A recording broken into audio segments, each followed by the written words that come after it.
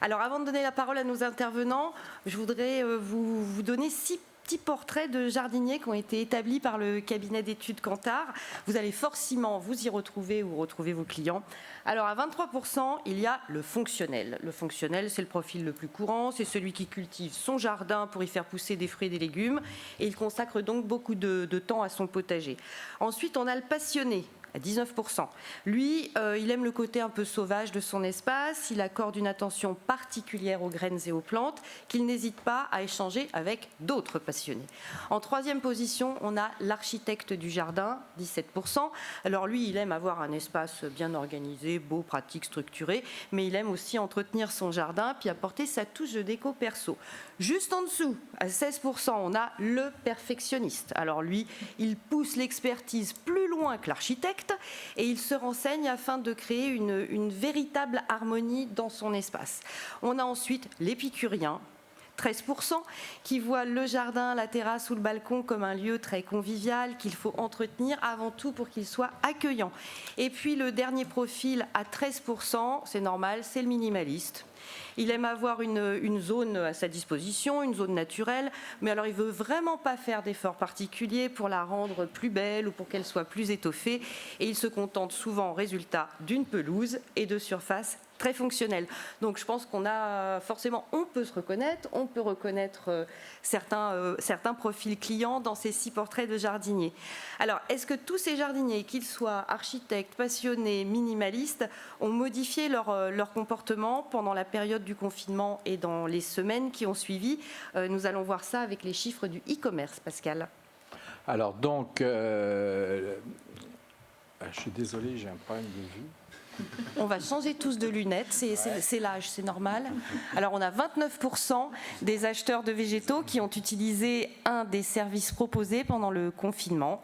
23% ont utilisé le retrait de commande et 9% ont utilisé la livraison à domicile. Voilà, je pense que là, c'est mieux que moi, mais c'est pas mal. Il manque quelque chose ?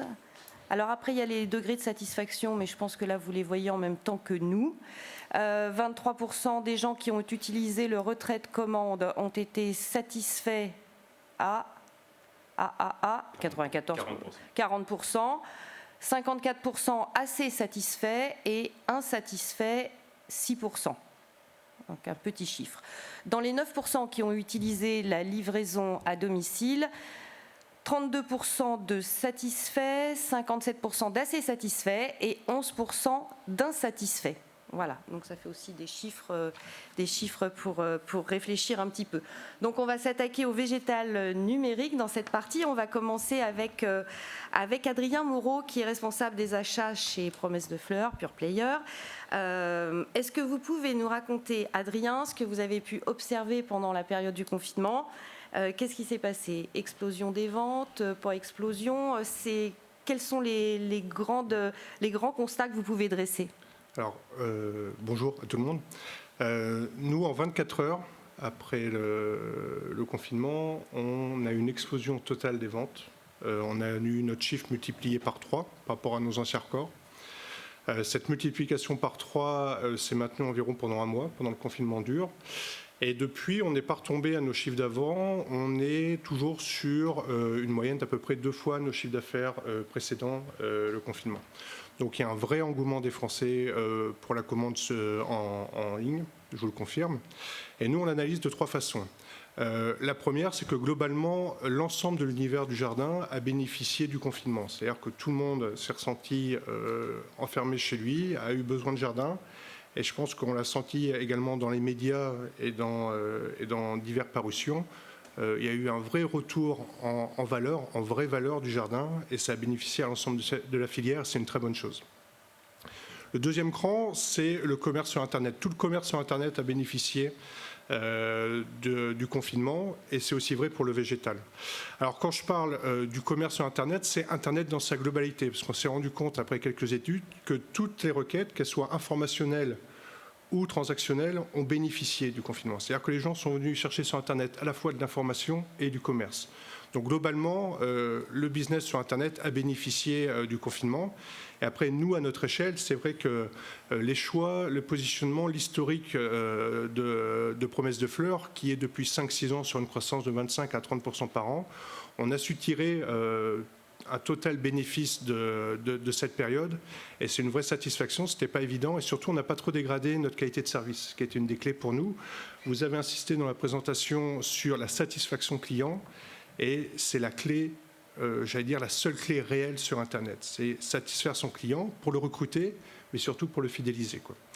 Alors on sait qu'on a bien fait notre boulot parce qu'on a eu un taux de visite qui a explosé sur notre site. On est monté à plus de 2 millions par mois, ce qui ne s'était jamais vu sur notre site. Mais l'augmentation de vente a été encore supérieure à l'augmentation de trafic. Donc notre taux de transformation a augmenté et c'est une vraie satisfaction en cette période qui était relativement compliquée en termes de gestion.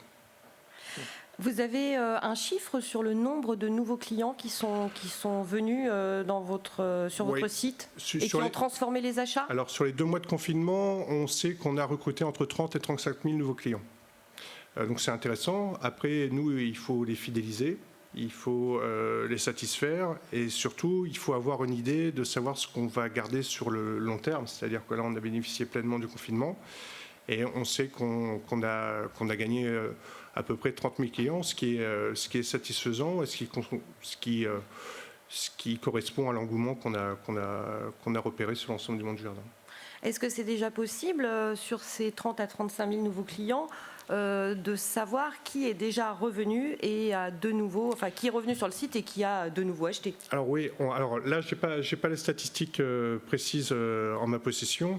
Ce qu'on sait par contre, c'est que pour nous, économiquement puis même en termes de satisfaction d'entreprise, il est très important de fidéliser le client. Quand on connaît le coût du recrutement d'un nouveau client sur Internet, si on le fidélise, c'est relativement important. Et on sait aujourd'hui chez Promesse de Fleurs qu'au cours des 2 premières années, à partir du moment où il devient client chez nous, un client va commander plusieurs fois, 5 à 6 fois en moyenne. Donc c'est très intéressant et c'est très satisfaisant en termes d'entreprise. Et économiquement, c'est une des clés pour nous. C'est une des clés de notre modèle économique. Est-ce que vous pouvez partager un peu les secrets de la réussite, du succès de Promesse de Fleurs, pour que ça marche, un site internet, pour qu'on vende bien? Il y a forcément des trucs, il y a forcément des recettes. Alors c'est quoi ces recettes? C'est vrai que moi qui viens du commerce physique, en fait, il y a des recettes totalement à part et propre au monde du web, quoi. Il y a des process liés au web qui sont faciles pour nous à intégrer en tant que pure player parce qu'on n'a pas de contraintes extérieures, etc. Mais vous prenez d'autres acteurs présents sur le web, je pense aux enseignes de jardinerie ou aux anciens VP6 qui doivent quelque part intégrer un nouveau métier, soit un deuxième métier, soit une révolution de leur métier historique. C'est relativement compliqué. Il y a beaucoup de choses et c'est compliqué de tout dire en une phrase. Il y a des enjeux forcément de sourcing. Nous, on croit énormément dans l'achat avant la vente à nos clients, c'est-à-dire qu'on stocke tout sur notre surface dans le nord de la France, à côté de Lille. On a entre 17 et 18 000 références de végétal. Aujourd'hui, tout est stocké, soit en serre, soit en extérieur, de façon à être très réactif, à être sûr de la qualité des produits qu'on vend à nos clients, et toujours dans la même optique de satisfaction client, ce qui est très, très important pour nous. Après, il y a des enjeux de SI, de services informatiques, de solutions informatiques forcément, de process et puis de recrutement. Au cours de la période, on est une entreprise qui normalement avons 50 salariés. Fin avril, nous avons fait 150 fiches de paye pour faire face à la vague de commandes qu'on avait à gérer. Et c'est une très bonne chose, on en est très fiers. Aujourd'hui, on a consolidé 10 de ces postes en CDI. Donc on est monté à 60 et on pense qu'on va encore consolider 10 à 20 postes dans les prochains mois. Donc c'est une vraie satisfaction et c'est vraiment une des clés. Parce que si on veut avoir une bonne relation client et une bonne image auprès de nos clients, l'investissement dans l'humain est quelque part au moins aussi important que dans le jardin parce que ça nous permet de créer cette relation qui est fondamentale. Oui, c'est même le nerf de la guerre. Tout à fait. C'est vraiment pour nous, c'est parfois sous-estimé par certains acteurs, mais pour nous, c'est évident. Ça, et puis aussi la puissance d'information rédactionnelle qu'on peut mettre en plus de l'aspect commercial de notre site, c'est-à-dire tous les conseils pour vraiment informer le client et pour vraiment créer une relation durable et sereine avec nos clients. Merci. Marie Levaux, donc vous êtes directrice des établissements du CanBet et puis vous êtes également la nouvelle présidente de la FNPHP. Je l'ai dit sans bafouiller, c'est un exploit, je tiens à le signaler. De votre point de vue, Marie, de votre point de vue de productrice, de directrice des établissements du CanBet, est-ce que vous avez pu remarquer le même engouement qu'Adrien sur votre site? D'abord, vous avez commencé quand à vendre sur Internet? Vous vendez depuis quand? Et est-ce que vous avez été obligé de passer à la vitesse supérieure ou d'enclencher une autre vitesse pendant ce confinement qui a été compliqué? Alors en effet, pour nous, ça a été très compliqué parce que autant ce que vous venez de nous dire, monsieur, c'est votre métier. Nous, notre métier, c'est de produire et notre cœur de métier, c'est la vente en distribution spécialisée. Donc quand le confinement est arrivé, on a été d'abord abasourdis parce qu'on n'imaginait pas un tel risque au-dessus de notre tête. Et on avait en effet un outil de vente par correspondance qu'on avait développé depuis une dizaine d'années, mais qui était très discret. Il était surtout là pour valoriser nos collections botaniques, essayer d'apporter de l'information et pouvoir donner la possibilité à des amateurs de pouvoir les acquérir. Donc on s'est retrouvés le 17 mars avec nos clients qui ne pouvaient plus accueillir notre marchandise fermée et notre site. Et surtout, alors je pense que vous l'avez dit aussi, mais le lien social qu'il y a eu pendant cette période très particulière, eh bien, il a été surtout le seul vecteur du lien social, ça a été le net. On a vu toutes ces boucles WhatsApp, tous les réseaux sociaux s'enflammer, tous les sites, tout le monde recherchait. Alors ça a d'abord été la course aux pâtes et au papier toilette, c'est vrai. Ça a duré une semaine. Mais après, les gens ont commencé à se dire, va falloir que je commence à cuisiner, va falloir que je commence à fabriquer des masques, il va falloir que je commence à jardiner aussi, parce que finalement, l'univers était quand même très clos. Et le jardinage a été un vrai sujet, je pense, pendant le confinement. Et la seule solution, ça devenait le web. Parce que le web, c'est le magasin du monde. Et que quand on tape sur le web et qu'on veut une plante, on la trouve aussi. Et nous, on a été complètement... on a changé de métier, quoi. Pendant quelques semaines, on a changé de métier. On s'est cru qu'on était chez Amazon, dans des proportions très différentes, je reconnais. Mais il n'empêche que ça a créé quand même quelque chose qu'on a découvert. Une activité qu'on a découverte et un métier qu'on ne connaissait pas et qu'on ne connaît toujours pas, loin de là, évidemment. Cependant, ça appelle quand même des questions parce que, en effet, cette tendance a tendance à se confirmer même en post-confinement, même si elle est beaucoup moindre. Mais malgré tout, on sent que ces gens ont touché du doigt qu'ils pouvaient avoir facilement des plantes et que ça voyageait finalement assez bien. Parce que la contrainte, c'était souvent ça, le frein, c'était souvent ça, mais comment on va faire, comment ça va arriver dans un carton? Et puis ils se sont rendus compte que finalement, les plantes, elles arrivaient bien. Donc ça a levé des freins. Adrien, vous vouliez rajouter quelque chose? Je voulais rebondir. C'est vrai que cette tendance dure. Et c'est sans doute lié au confinement, mais c'est aussi une réalité structurelle du marché. C'est-à-dire qu'aujourd'hui, on estime que moins de 5% des plantes vendues en France sont vendues sur Internet. Vous prenez tout autre business lié au loisir, on est au moins à 20% aujourd'hui. 15-20% vendus sur Internet. Donc on sait qu'il y a une marge de progression, quoi. Après, comme le disait très justement Madame Marie, pour ne pas la citer, c'est vrai qu'il y a des barrières structurelles. Vous faites un métier qui n'est pas le vôtre. Il y a de multiples petites structures en France qui vendent du végétal, mais qui se heurtent à un effet barrière à partir du moment où on rentre dans une logique d'industrialisation qui n'est pas votre métier, qui pose des difficultés. Je parlais tout à l'heure de SI, de transport forcément, de sourcing, même si vous voulez élargir votre gamme, etc. C'est très compliqué. C'est très compliqué pour vous, producteurs, et pour tout autre intervenant dont ce n'est pas le métier premier, parce que c'est vrai que ça répond à des codes et à des problématiques et à un investissement aussi qui est nécessaire. On est sur un petit marché. Néanmoins, aujourd'hui, le billet d'entrée, quelque part, sur ce marché, il est relativement important si on veut franchir une étape. Et c'est très vrai. Pourtant, la tendance est là. c'est compliqué. Alors, juste, oui, pour rebondir, c'est vrai, je rebondis sur votre réflexion, 5% du marché. Et c'est vrai que chez nous, on a eu beau faire des colis, dans les carrés, ça ne se voyait pas beaucoup. Je veux dire que le volume, ça fait beaucoup de cartons pour faire peu de volume. Donc, quand on parle de métier, c'est ça, c'est toute cette différence, c'est que il faut adapter ces volumes de production au segment de marché qu'on vise, qu'on choisit, et être cohérent. Et là, c'est vrai qu'on a vécu toutes les incohérences, quoi. C'est ce que vous disiez, Marie, c'est qu'au printemps, vous aviez vécu tous autour de cette table, et parmi ceux qui nous regardent, un peu tous les paradoxes. Alors, j'ai souvent l'habitude de dire ça, oui, en parlant, enfin l'habitude... Malheureusement. Oui, voilà, parce qu'on en parle beaucoup. C'est vrai qu'on s'est senti, dès le début du confinement, comme dans un bateau à la dérive en pleine tempête, et un bateau qui avait pris l'eau. Et on a commencé d'abord par écoper. Et on avait beau écoper, et on ne voyait jamais la tempête s'arrêter, ni les fuites se colmater. Donc c'est un peu l'image que je prends, mais on était quand même dans une vraie déroute, les producteurs, parce que c'est compliqué d'avoir une marchandise qui est prête et qui est confinée avec nous. Donc le paradoxe, oui, ça a été que ces premières séries, en plus on n'avait pas d'outils d'aide à la décision, on ne savait pas si ce confinement allait durer 2 semaines, 3 semaines, 4 semaines, 6 semaines, on ne savait rien, et donc rien pour pouvoir décider de ce qu'on devait faire de notre production vivante. Ce qui fait qu'on n'a pas pu faire d'activité partielle parce qu'on a dû assurer la continuité de production.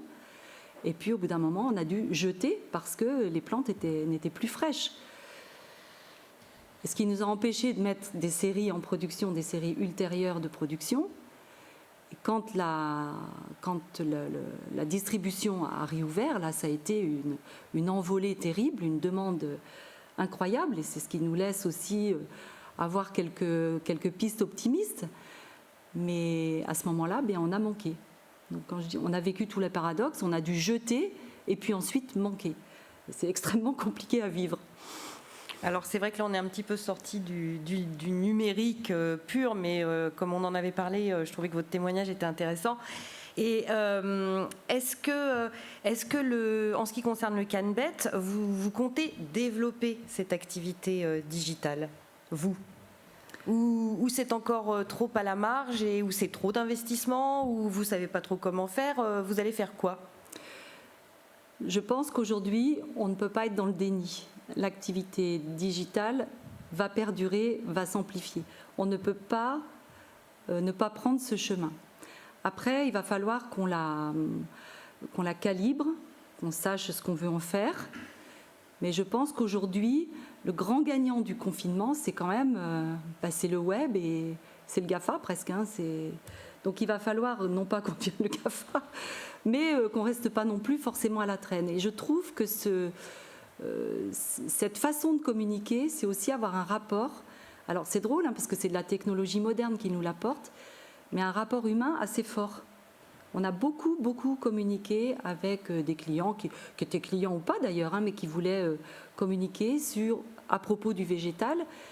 Mais ça crée beaucoup de rapports humains qui ça me semble être important pour la suite aussi. C'est un outil qui nous permet de renforcer de l'humanité dans notre métier. Alors, vous avez été désignée présidente de la FNPHP, 2 fois bien dit, sans bégayer. Et je voudrais avoir votre avis sur qu'est-ce que vous allez proposer à vos adhérents ? Comment est-ce que vous allez faire pour faire passer ce message ? Est-ce qu'il y a des outils particuliers à donner ? Est-ce qu'il y a des pistes de réflexion à bâtir ? Qu'est-ce que vous allez faire au niveau de la fédération ? Quelles vont être vos préconisations ? Alors, à la fédération, c'est vrai qu'on travaille depuis cet été assez intensément à analyser ce qui s'est passé et surtout programmer ce qu'on peut espérer de bon pour la filière et pour l'avenir. Et c'est vrai que ce côté digital fait partie de nos réflexions et fait partie aussi du sujet. Donc, et on a très envie de le porter pour la filière, ce sujet, qui va s'exprimer sous différentes formes.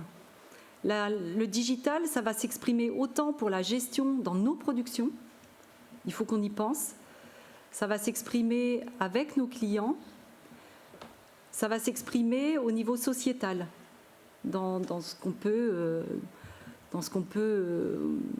diffuser sur le végétal. Et ça raccourcit ça entretient des liens, ça raccourcit peut-être les rapports. On a des rapports plus directs avec le consommateur, mais je pense que ça va être essentiel parce que c'est les générations qui arrivent, elles, c'est vraiment leur outil du quotidien. Et alors, on peut parler des réseaux sociaux, des boucles qui se forment, des affinités. Et ça, avec le végétal, mais il y a tout à faire, quoi. C'est impressionnant le potentiel qu'il y a. Donc, il va falloir qu'on développe ça. On ne peut pas passer à côté. Merci. Alors, je vais passer la parole à Pascal Renaud, qui a eu aussi, un peu comme Marie Levaux, pas mal de difficultés, je crois, enfin, qui avait déjà un site internet avant le confinement et qui a rencontré, qui l'a développé pendant le confinement. Racontez-nous. Alors, développer, oui et non. Donc, effectivement, on a un site internet qui accompagne les pépinières, qui porte le nom de Grandiflora. Et le site était vraiment, en fait, une petite carte de notre manière de vendre. En fait, on est vraiment axé sur la vente aux particuliers sur nos pépinières. Et en fait, on a été confronté à, bien sûr, fermeture du point de vente, donc tous les appels, comme on peut avoir les plantes, donc orientés vers le site internet. Et là, on s'est trouvé confronté à une augmentation, mais sans commune mesure, des ventes en ligne. Et est apparu deux problèmes. Le premier problème, logistique, bien entendu, qui n'a pas été aidé par la Poste, et puis nous, notre partenaire étant Géodis, qui ont progressivement dit on arrête de livrer. Géodis, non, c'est transport sanitaire, on arrête. Vous arrêtez, comment ça vous arrêtez et on s'est trouvé confronté, alors je ne sais pas si c'était le cas pour Promesse de Fleurs, mais pour nous, effectivement, les expéditions nationales, c'était juste devenu impossible. Donc on a recruté des livreurs locaux pour au moins quadriller la Loire-Atlantique dans les commandes que l'on avait. Mais ceci dit, on prenait beaucoup de retard, puisque en fait, toutes les commandes que l'on récupérait hors département, on ne pouvait pas les livrer. Et est arrivée cette ouverture des points de vente, comme on a évoqué ce matin, mi-avril, quand on a un peu forcé un petit peu. Et là, du coup, on s'est rendu compte que notre système informatique n'était pas du tout adapté, parce qu'on vendait des plantes qui étaient déjà vendues. Enfin, les clients prenaient sur site des plantes qui étaient déjà vendues en ligne. Et là, on a explosé, en fait. Alors, exploser, c'est un terme, parce qu'à un moment donné, on a du mal à avoir des retours négatifs, on a du mal à avoir des commentaires négatifs quand on se donne à fond, quand on pousse les équipes, quand on essaye de motiver tout le monde, et qu'on a des commandes, c'est toujours pas livré, 3 semaines après, c'est toujours pas livré, et ça, c'est poignant, et ça, on a tellement de mal à le vivre, ça, au quotidien, quand en plus on doit vivre l'effet Covid, j'ai envie de dire, donc ça a été vraiment très compliqué. Et c'est un problème informatique lié à la gestion du stock, là, en l'occurrence. C'est purement un problème informatique. C'est même pas un problème informatique, c'est un problème d'organisation et de moyens que l'on s'est donné, parce que pour nous, ce n'était pas le premier vecteur. Les flux habituels étaient suffisamment faibles. Et du coup, on est passé, pour donner un chiffre, on passait de 20-30 commandes jour à 400. Et ça a été pendant 15 jours. Et l'autre problématique a été de dire, j'arrête, je coupe le robinet, je ne vends plus. C'était juste pas possible, puisqu'on était face au Covid, on nous disait encore 15 jours, encore 3 semaines, encore un mois. On se disait on prend. Et ça a été la grosse erreur, c'est qu'on aurait dû dire non, on peut faire que 50-60 commandes jour. Comme on ferme un magasin fermé momentanément. Donc en fait, ça a été uniquement face aux situations de se dire, on n'était pas assez armé à se dire on peut, on ne peut pas, et on fait. Mais par contre, prise de recul après, la priorité elle est sur le SI, et on refait tout. Là. On est à fond à tout reprendre, tout revoir. Alors précisément, vous en êtes où aujourd'hui au niveau nombre de commandes? Vous disiez que vous étiez monté à 400, aujourd'hui ça en est où? Non, on est revenu à la normale de 20-30 commandes jour. Donc là, Et puis ensuite, c'est ça qui a été intéressant, c'est qu'en fait, nos clients de proximité ont découvert une autre possibilité d'acheter. En fait, une fois de plus, on est très local, donc il y a plusieurs clients qui ont découvert ce service. C'est ça qui a été intéressant. Et qu'ils font savoir aux familles. On n'est pas encore à l'échelle de Promesse de Fleurs sur le plan national. On est encore un petit peu acteur local pour ce sujet-là. Est-ce que les recherches de plantes sur le site web vous ont surpris par rapport à ce que vous vendez habituellement? Je veux dire par là, est-ce que les plantes qui se vendent sur le web sont différentes? Enfin, est-ce que la gamme qui se vend, est-ce qu'elle est différente de la gamme qui se vend en magasin? Non. Avec le seul bémol reste le transport. C'est qu'à un moment donné, il y a quand même une limite dans le transport, il y a une limite dans la possibilité d'expédier des plantes. Donc c'est là en fait où il y a toujours ce poids palette, cette hauteur de plante, Donc il y a des contraintes dues à la logistique, mais autrement les demandes sont les mêmes. Et on pourrait tout vendre en ligne, c'est ça qui est surprenant, quoi. Je dirais que est-ce que c'est parce que cette possibilité au client de revenir sur son acte d'achat sous 7 jours lui donne une telle liberté qu'en fait, il y a très peu de retours. Enfin, je ne sais pas comment ça se passe pour vous, mais en fait, il y a très très peu de retours. Les seuls retours qu'il y a, c'est des erreurs de transport, carton qui n'arrivent pas. Et qui n'arrivent pas ou qui arrivent trop tard par rapport à des délais qui étaient fixés. Mais non, il y a vraiment, il y a vraiment une opportunité énorme dans cet axe de la vente en ligne. Alors moi, ce qui me frappe dans les autres interventions des deux producteurs, c'est qu'ils ont eu tous les deux des difficultés au niveau de la logistique. Et vous dites, à Promesse de Fleurs, pour vous, il n'y a pas eu de problème de logistique. Donc, comment ça s'explique ? C'est parce que c'est un autre métier ou... Adrien ? Ah, pardon, excusez-moi. C'est la même question. Non, c'est intéressant et je rejoins tout à fait M. Renaud sur la difficulté parfois qu'on a à accepter la dégradation du taux de service. Nous, on a réussi, parce que c'est notre métier premier et on n'a pas les mêmes problématiques que vous, à gérer relativement bien cette question. Nous, on est passé en mode économique, normalement d'un délai de livraison de 48 à 72 heures, on est monté jusqu'à 9 jours. On a réussi à aller jusqu'à 9 jours et on a la chance d'avoir différents transporteurs. Et donc avec des échanges quotidiens avec tous les transporteurs qu'on avait, en fonction de la taille et des problématiques propres à chaque référence et des régions qu'on visait, on a réussi à jongler et à pas trop dégrader. Et on a rarement complètement stoppé tel ou tel. C'est vraiment quelque chose qu'on a bien géré, mais c'est vraiment avec un échange quotidien et parce que oui, on a les moyens, parce qu'on a le volume, parce qu'on a la relation au quotidien et parce que c'est notre métier, quoi. C'est aussi simple que ça. Aujourd'hui, on passe quotidiennement avec 4 transporteurs, ce qui nous permet d'être un peu plus souple en termes de solutions. Oui, parce qu'on a eu pas mal de retours aussi de producteurs petits ou moyens qui avaient vraiment des grosses galères avec la Poste. Et là, justement, sur l'écran, on a un témoignage, donc je vous lis. Pour notre part, nous avons basculé de Colissimo à Chronopost et cela nous a permis de sauver, de satisfaire nos clients. Colissimo n'arrivait pas à suivre et nous sommes heureux d'avoir toujours facturé les frais de port aux frais réels. Attention aux frais de port offerts. Alors, on en parlait aussi un petit peu avant. Nous, on facture, donc c'est pas un souci. Donc voilà, mais c'est vrai qu'il y a eu des mauvaises expériences avec des gens qui n'avaient pas l'habitude d'envoyer des plantes et qui se sont retrouvés avec Je pense que globalement, ici, tout le monde est conscient que tôt ou tard, on finit par payer les frais de port. Donc, voilà. La facture, elle est lourde. Oui, alors ça représente. Qu'est-ce que ça peut représenter par rapport à... Alors, moi, je ne sais pas ce qu'Adrien dira. Moi, je sais que c'était autour de 20%. 20% du prix de la plante, le transport. Absolument. C'est très variable parce que nous, c'est très variable. Et vous entendez frais de transport, tout compris, le packaging, la mise en packaging et l'envoi ou juste l'envoi ? Le temps passé ou pas le temps passé ? Enfin, Non, juste la facture. Juste la facture. Juste la facture au transporteur. Oui, la préparation. Oui, donc ça représente quand même. C'est encore autre chose. C'est énorme. Il faut pouvoir faire une marge suffisante pour pouvoir l'absorber. Absolument. Parce qu'en effet, il y a le packaging, la mise en colis, c'est quelque chose aussi. Hein. Et là encore, la Poste, qui était habituée à nos colis, nous a demandé une certaine contrainte encore après, qui n'était pas notre manière d'emballer. Il fallait que le colis soit fermé, il fallait que... Et bon, il y a certaines catégories de plantes, c'est compliqué. Donc, enfin, voilà, juste après, quand il y a eu réouverture des solutions, c'était encore compliqué. Et il fallait encore se battre avec les contacts que l'on avait en disant bah non, c'est juste pas possible. Avant, vous l'autorisiez. Pourquoi maintenant ça change? Alors, l'effet Covid, il fallait que tout soit fermé, il fallait que tout soit. Bon, voilà. On s'est adapté. Est-ce que vous comptez, vous, faire porter des efforts ou développer cet outil digital dans les mois qui viennent? Oui, bien sûr. Voilà, et comment ce que disait Marie et puis Adrien, on n'a juste pas le choix. Je dirais que même si ce n'est que 5% du volume des plantes, je dirais que c'est effectivement les chiffres de l'entreprise également. On était à 2-3% là sur le e-commerce et on bascule maintenant à 5% et on n'a juste pas le droit d'ignorer ce volet. Donc il faut qu'on organise l'entreprise avec ce moyen. Une question qui nous arrive là par le web. En B2C, le développement des ventes en ligne est désormais consacré. Pensez-vous qu'en B2B, le marché est déjà prêt ou effectivement il y a du mal de la part des magasins de s'adapter de cette façon d'acheter? La nouvelle génération réussira plus facilement? Point d'interrogation. C'est une question pour Adrien Moreau, Patrick Abadie. qui nous rejoindra tout à l'heure. J'identifie assez facilement la personne qui a envoyé cette question.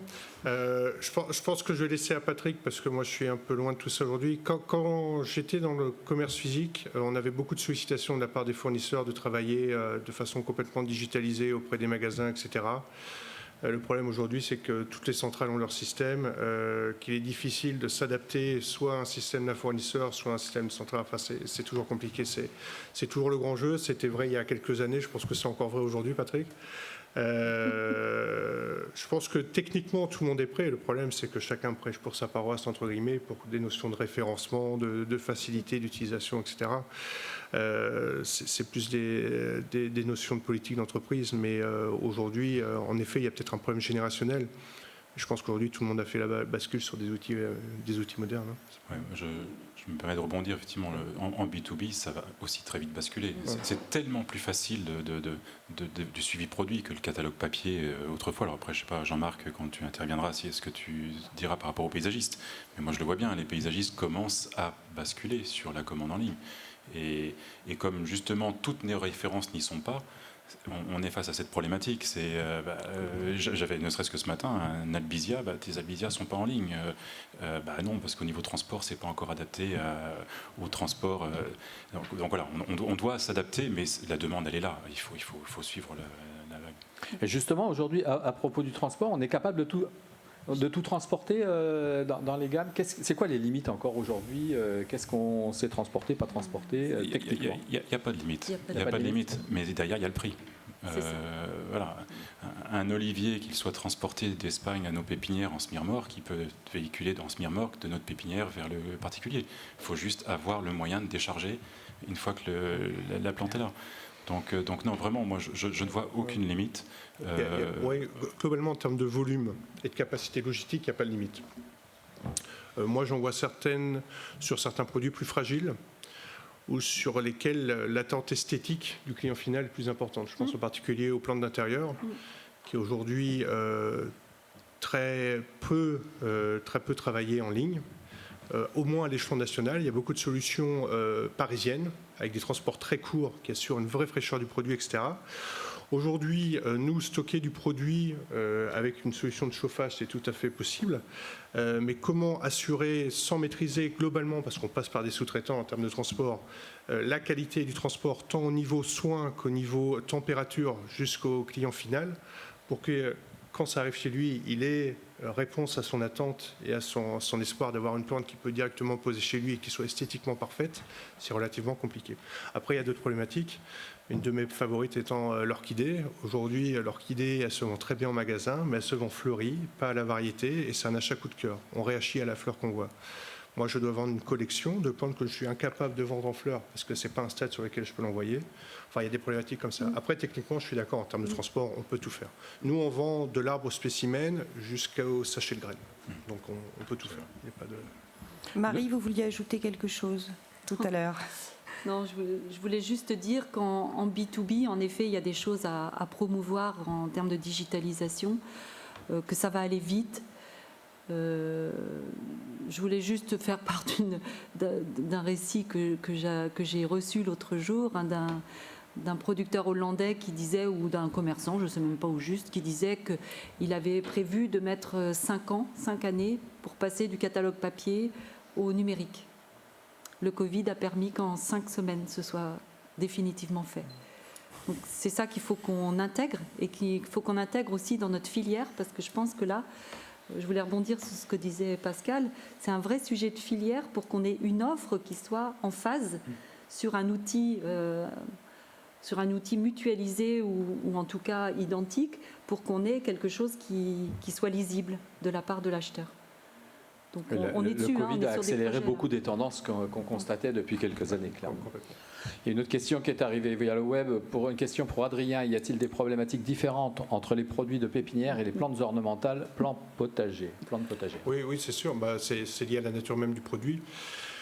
On va être très à l'aise sur des produits de pépinière qui vont bien voyager. Les plantes ornementales de type plantain massif et les plants potagers sont plus fragiles, donc nécessitent à la fois un soin plus important chez nous, une meilleure gestion des stocks et de la rotation produits, et puis aussi des solutions de transport qui sont plus compliquées à mettre en place, mais qu'on maîtrise aujourd'hui très bien. Et ce sont des familles qui explosent aujourd'hui. Le plan potager pendant le confinement, on a fait x5 parce qu'on a coupé à un moment l'offre. Si on ne coupait pas, on pouvait faire x40, ce n'était pas un problème, quoi. Mais à un moment, on n'arrivait plus à gérer, quoi. Il y avait trop de volume, c'était ingérable. Notre fournisseur n'arrivait plus à gérer. Et donc on a offert le service en rationnant quelque part jusqu'à ce que les jardineries réouvrent. Et quand les jardineries ont réouvert, on a choisi de couper la famille, de laisser cette famille produit aux jardineries qui le maîtrisent. Nous, en termes de gestion de produits, etc., et de rotation de produits, étant donné le volume global de vente qu'on faisait, on a choisi de freiner là-dessus. Mais si on n'avait pas freiné, c'était fou. Donc on a des solutions aujourd'hui tout à fait pertinentes pour ce type de produit, mais oui, il y a des problématiques qui sont bien distinctes et sur lesquelles on avance. Donc on avancera peut-être un jour sur les plans de l'intérieur dont j'ai parlé il y a quelques temps, mais c'est vraiment des dossiers différents avec des problématiques différentes et c'est vraiment un défi technique à chaque fois. Je crois qu'on en a fini pour le numérique, sauf si vous avez quelque chose à ajouter. S'il y a des questions dans la salle, parce qu'après, oui, s'il y a des questions. Les questions rentrent par le web, mais vous êtes autorisé à poser des questions à parler. dans la salle. Non. Donc on va passer au végétal local. On va passer au végétal local. Patrick Abadi nous rejoint, qui est responsable qualité et approvisionnement chez Truffaut. Et Jean-Marc Auret va nous rejoindre aussi. Donc on va faire un deuxième zoom de tendance vers un approvisionnement local. Donc je lis, hein, c'est mieux, d'accord. Je vais essayer de lire. Donc vers un approvisionnement local, on va parler de l'importance de l'origine française des végétaux achetés. Donc c'est très important pour 36% plus, je suis désolée, là j'ai aussi un petit peu de mal à lire. C'est un peu important pour 35% des gens, c'est très important pour 36%, donc globalement ça nous fait un 71, et pour 20% des gens ça n'a pas grande importance, enfin c'est peut-être pas décisif dans l'acte d'achat. Renforcement de l'importance de l'origine française avec la crise du coronavirus, et bien là on prend 5 points, donc on passe de 71 à 76 et on perd 4 points chez les indécis ou je sais pas bien ou non c'est pas important. Alors, dans les raisons de ce renforcement de l'importance des achats d'origine française, là on voit que ce qui se dégage très très nettement, ce sont des valeurs à défendre, 55%. Acheter français pour faire travailler, pour faire marcher l'économie, pour aider les commerçants à travailler, pour insister sur l'importance d'aider les entreprises françaises. Des raisons économiques pour 26%, donc relancer, soutenir l'économie, apporter sa petite pierre à un édifice de soutien de l'économie, lutter contre les délocalisations et l'importation des produits. Ensuite, à 16% pour des raisons écologiques, 14% pour des raisons liées aux produits, 13% pour des raisons pratiques et 10% c'est un petit peu on va dire un peu toutes les réponses qui sont tombées dans le dernier panier des 10%. La belle fleur de France, on y reviendra après quand on arrivera directement sur le sujet avec Monsieur Chassagne. On démarre avec Patrick Abadi. Alors, Patrick Abadi, qu'est-ce que les chiffres qu'on vient de voir, est-ce qu'ils vous surprennent? Est-ce qu'ils vous semblent refléter la tendance que vous constatez chez les clients de votre enseigne? Non, ils ne me surprennent pas du tout. S'il y a peut-être entre l'avant-Covid et l'après-Covid, enfin l'après-Covid ou le pendant-Covid, finalement la faible progression des attentes des consommateurs vers des produits appelons-les nationaux. Vous disiez, Isabelle, 5 points en plus. 5 points en plus. Bon, on partait déjà d'un score assez élevé. élevé. C'est comme ça qu'il voilà, on arrive à faut aussi 76. le lire. Donc en fait, ça ne me surprend pas du tout. Aujourd'hui, je pense que oui, ça correspond vraiment à des attentes de nos clients, très, très clairement. Chez nous, on a et aussi en collaboration avec l'interprofession, que ce soit à Valor ou Excellence Végétale, mais là je laisserai s'exprimer plus Patrick Chassagne sur le sujet. On est très volontariste sur notre offre. On l'a évoqué ce matin, je voudrais quand même faire une petite, si je peux me permettre, un petit rappel de sémantique qui me paraît nécessaire aujourd'hui entre le local, le régional, la proximité et le national. Il est vrai que lorsque nous, on pense à un fournisseur local, c'est un fournisseur qui est à quelques kilomètres d'encablure d'un lieu de vente et qui va desservir un faible nombre de magasins, qui peuvent être 1, 2 ou 3 magasins. En ce qui concerne un fournisseur régional, c'est un fournisseur qui, lui, va se desservir un plus grand nombre de magasins de quelques kilomètres, comme le local, à plusieurs centaines de kilomètres. Le national, il peut être français ou européen.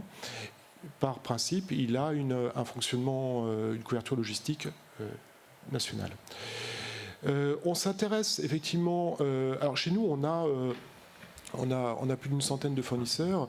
On en a une quarantaine qui sont des locaux ou des régionaux purs. On a distingué en fait l'approvisionnement de proximité à moins de 200 km. Un fournisseur national, un Angevin, qui a une couverture logistique nationale, on va peut-être le considérer, c'est pas peut-être, mais on va le considérer pour un magasin situé à Nantes comme étant un fournisseur de proximité. Voilà. Marie, qui est autour de la table, aux établissements CanB, on considère effectivement que CanB, qui a une couverture nationale, avec les jardineries, est un fournisseur de proximité pour le magasin de Montpellier, par exemple. Donc on fait vraiment le distinguo entre la proximité et le local. C'est deux choses qui sont importantes. Et ensuite, pour conclure, pour répondre totalement à votre question, Isabelle, j'espère, c'est que nous, on attache une grande importance, non pas sur la communication d'un approvisionnement local, mais sur la mise en avant et une communication institutionnelle concernant l'origine France et notamment la marque collective Fleurs de France. Alors une fois ces choses posées, c'est quoi votre approvisionnement quelle est la part dans vos différentes gammes végétales de l'approvisionnement national et étranger? Alors, pour en revenir à la proximité, nous sommes effectivement sur les plantes à massifs potagers précisément à 29% d'approvisionnement de proximité. Voilà. Concernant l'approvisionnement, la production française, je distingue bien la production de l'approvisionnement, la production française, nous en sommes à 74% aujourd'hui, pour les plantes d'extérieur. Pour les plantes d'intérieur, c'est autre chose, comme vous le savez. C'est-à-dire ? On va dire que la quasi-totalité des plantes vertes proviennent effectivement des Pays-Bas et du Danemark. Il y a hélas plus de production française. En tous les cas, pour les plantes d'extérieur, les plantes de jardin, c'est, pour simplifier les choses, les 3/4 en production française. Oui. Et c'est stable d'une année sur l'autre. Et qu'est-ce qu'on pourrait faire pour améliorer ces différents pourcentages? C'est une question de production. Vous dites, par exemple, pour la plante verte, il n'y a plus de producteurs en France. Donc, pour les autres gammes végétales, aujourd'hui, il y a une porte ouverte pour augmenter ces pourcentages ou... Oui, alors après, il faut voir aussi à quoi correspond le 25% restant. Ce sont des gammes de plantes méditerranéennes, donc des plantes de pépinière, pour lesquelles le sourcing n'existe pas forcément en France et qui correspond aussi à une attente de nos clients. Donc, c'est pas qu'on soit obligé, mais pour satisfaire leurs attentes, on a effectivement ces 25% qui résident sur un approvisionnement Sud-Europe, donc italien et espagnol. Donc, à moins qu'on ait un reversement de tendance concernant les attentes de nos clients sur les plantes dites méditerranéennes, il est vrai que ça me semble difficile d'augmenter cette part d'approvisionnement français qui est déjà, somme toute, assez importante, 75%, parce qu'on pourrait effectivement, soit par paresse, soit par facilité, basculer une grande partie de cet approvisionnement à l'étranger. Mais ce qu'on ne fait pas déjà dans notre intérêt, dans l'intérêt de la filière, et puis pour des raisons aussi idéologiques. Donc on maintient ces 75%, ça sera déjà bien si on les maintient, c'est déjà une belle proportion. Voilà. D'accord. Et excusez-moi, peut-être que le levier, si je vois un levier ou une piste existante aujourd'hui, il n'est pas tellement sur les plantes d'extérieur, puisque je viens d'en parler, 75%. Il n'est ni sur les plantes d'appartement, puisque il n'y a pas grand-chose, c'est un peu le néant quand même, quoi, sur le territoire français. Il existe très probablement, plus sûrement, concernant la fleur coupée. Voilà, redynamiser effectivement localement ou régionalement une production française. De fleurs coupées. Et le dernier point, on va en parler tout à l'heure, le label Fleurs de France. Quel est l'impact? Est-ce que vous savez mesurer l'impact qu'il a aujourd'hui dans vos points de vente? Non, on ne le mesure pas tout à fait, puisque aujourd'hui c'est un label qui est relativement neuf, et on a plutôt concentré tous nos efforts sur la mise en marché et la mise en avant de ce label-là. Et on se donne encore un petit peu de temps avant d'en mesurer l'impact. Donc c'est trop tôt pour le dire. Ouais. Moi j'ai une dernière question. Dans les magasins, quand on parle de proximité, est-ce que vous, par exemple, dans votre enseigne, vous avez une façon de mettre en avant de la production ultra locale? Est-ce qu'il y a est-ce que c'est utile de le faire? Est-ce que c'est... pardon, je ne parlais pas en face du micro. Est-ce que c'est utile de le faire? Est-ce que c'est un argument, un atout marketing? Comment vous faites? Vous grimpez cet argument? Vous le mettez en avant ou pas? Votre question est intéressante parce qu'elle souligne quelque chose, c'est que soit on communique de façon institutionnelle, autant on peut le faire sur Fleurs de France.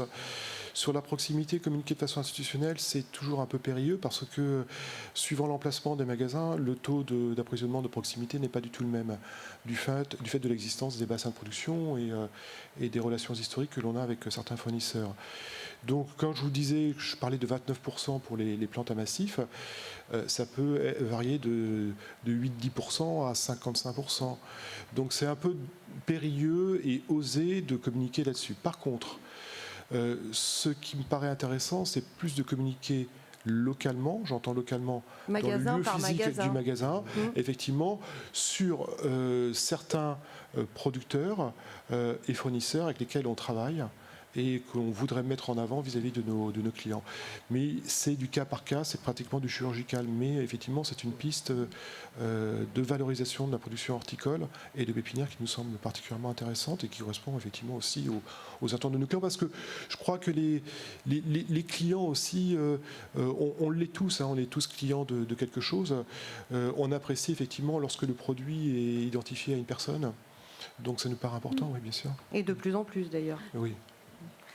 Adrien, on va parler local aussi avec vous.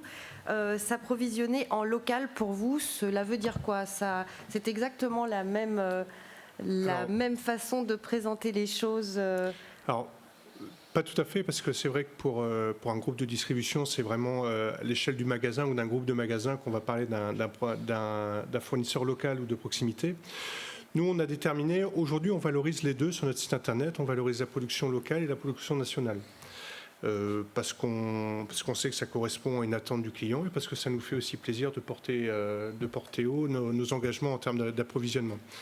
Aujourd'hui, on fait plus en local qu'en national. C'est assez étonnant, mais en fait, on est à 10 bornes de la Belgique, donc on a de la production belge qui rentre dans le local. On détermine, nous, comme local, une production qui va avoir lieu dans un rayon de 150 km. Donc aujourd'hui, on fait 50% de nos approts en local de production. C'est là que la distinction est très forte. Et 40% de production nationale française. Alors ça s'explique par différentes façons. Il y a en effet tout ce qui est production méditerranéenne, donc pépinière italienne, autres productions italiennes, à la fois agrumes et autres qu'on peut trouver ailleurs. Et puis aussi l'Espagne, qui est quelque chose qui se développe relativement bien chez nous. Et puis, il y a cette proximité avec la Belgique qui nous a amené à passer des contrats de culture et des réservations avec des producteurs belges et qui a aussi déterminé une partie de notre gamme. Aujourd'hui, en gamme, par exemple, sur la Vivace, on a plus de 4000 références et on a des sourcings qu'on trouve uniquement en Belgique. On ne peut absolument pas basculer cette production sur de la production française immédiatement. C'est tout à fait impossible aujourd'hui. Mais c'est quelque chose qu'on valorise par des logos. Donc chaque plante qui vient d'une production française, il y a marqué production française, production locale, il y a marqué production locale. Et au-delà de cette problématique qui est tout à fait vraie et qu'on respecte beaucoup du local et du national, se pose pour nous globalement le problème de la sécurisation des appros. Et c'est vrai que ça englobe quand on peut et avec grand plaisir du national et du local, mais on se doit vraiment de pouvoir couvrir l'ensemble de notre gamme qui, que je rappelle, est relativement importante. On a à peu près 17 000 références en végétal. Et aujourd'hui, on a un équilibre entre l'offre et la demande au niveau de la production, surtout quand on sort des sentiers battus comme nous, et encore plus en période post-Covid, qui nous oblige, nous, à prendre des positions très fortes auprès de la production. On vient de lâcher aujourd'hui un communiqué de presse, justement pour faire part de notre volonté, et encore plus de notre volonté des faits qu'on a déjà établis, de renforcer à la fois les réservations auprès de nos fournisseurs et même les vrais contrats de production, où on s'engage financièrement avant de recevoir toute marchandise, parce qu'on a la chance d'avoir la santé financière pour le faire, et parce que ça nous paraît important, nous, de sécuriser notre largeur de gamme, qui est vraiment l'image de Promesse de Fleurs, et de donner un peu de sécurité à nos fournisseurs et de créer ce lien sur le long terme auquel on tient énormément. Voilà. Marie, votre réaction à ce que vient de dire Adrien ? Quand on parle de sécuriser les approvisionnements et de créer un équilibre en fait entre la production et la distribution. Alors, deux réactions. Évidemment, je représente la filière de production française et pour moi, j'aurais tendance à dire que le local, eh bien, c'est français. Je suis aussi ambassadrice de Fleurs de France, donc ça prend du sens. J'ai souvent l'habitude de dire, nous, nos plantes, elles parlent français. Bon, les Belges aussi, hein, c'est vrai, ils parlent français. Pas tous. Mais je pense que ce post-Covid, il est aussi, la question du local, c'est aussi cette souveraineté de production on a mis le doigt dessus quand même, hein, quand on s'est rendu compte que rien n'était fait chez nous, qu'on était dépendant des autres. Et je pense que là, il y a un vrai sujet, dans notre filière comme dans d'autres, sur lequel on peut rebondir aussi dans notre filière.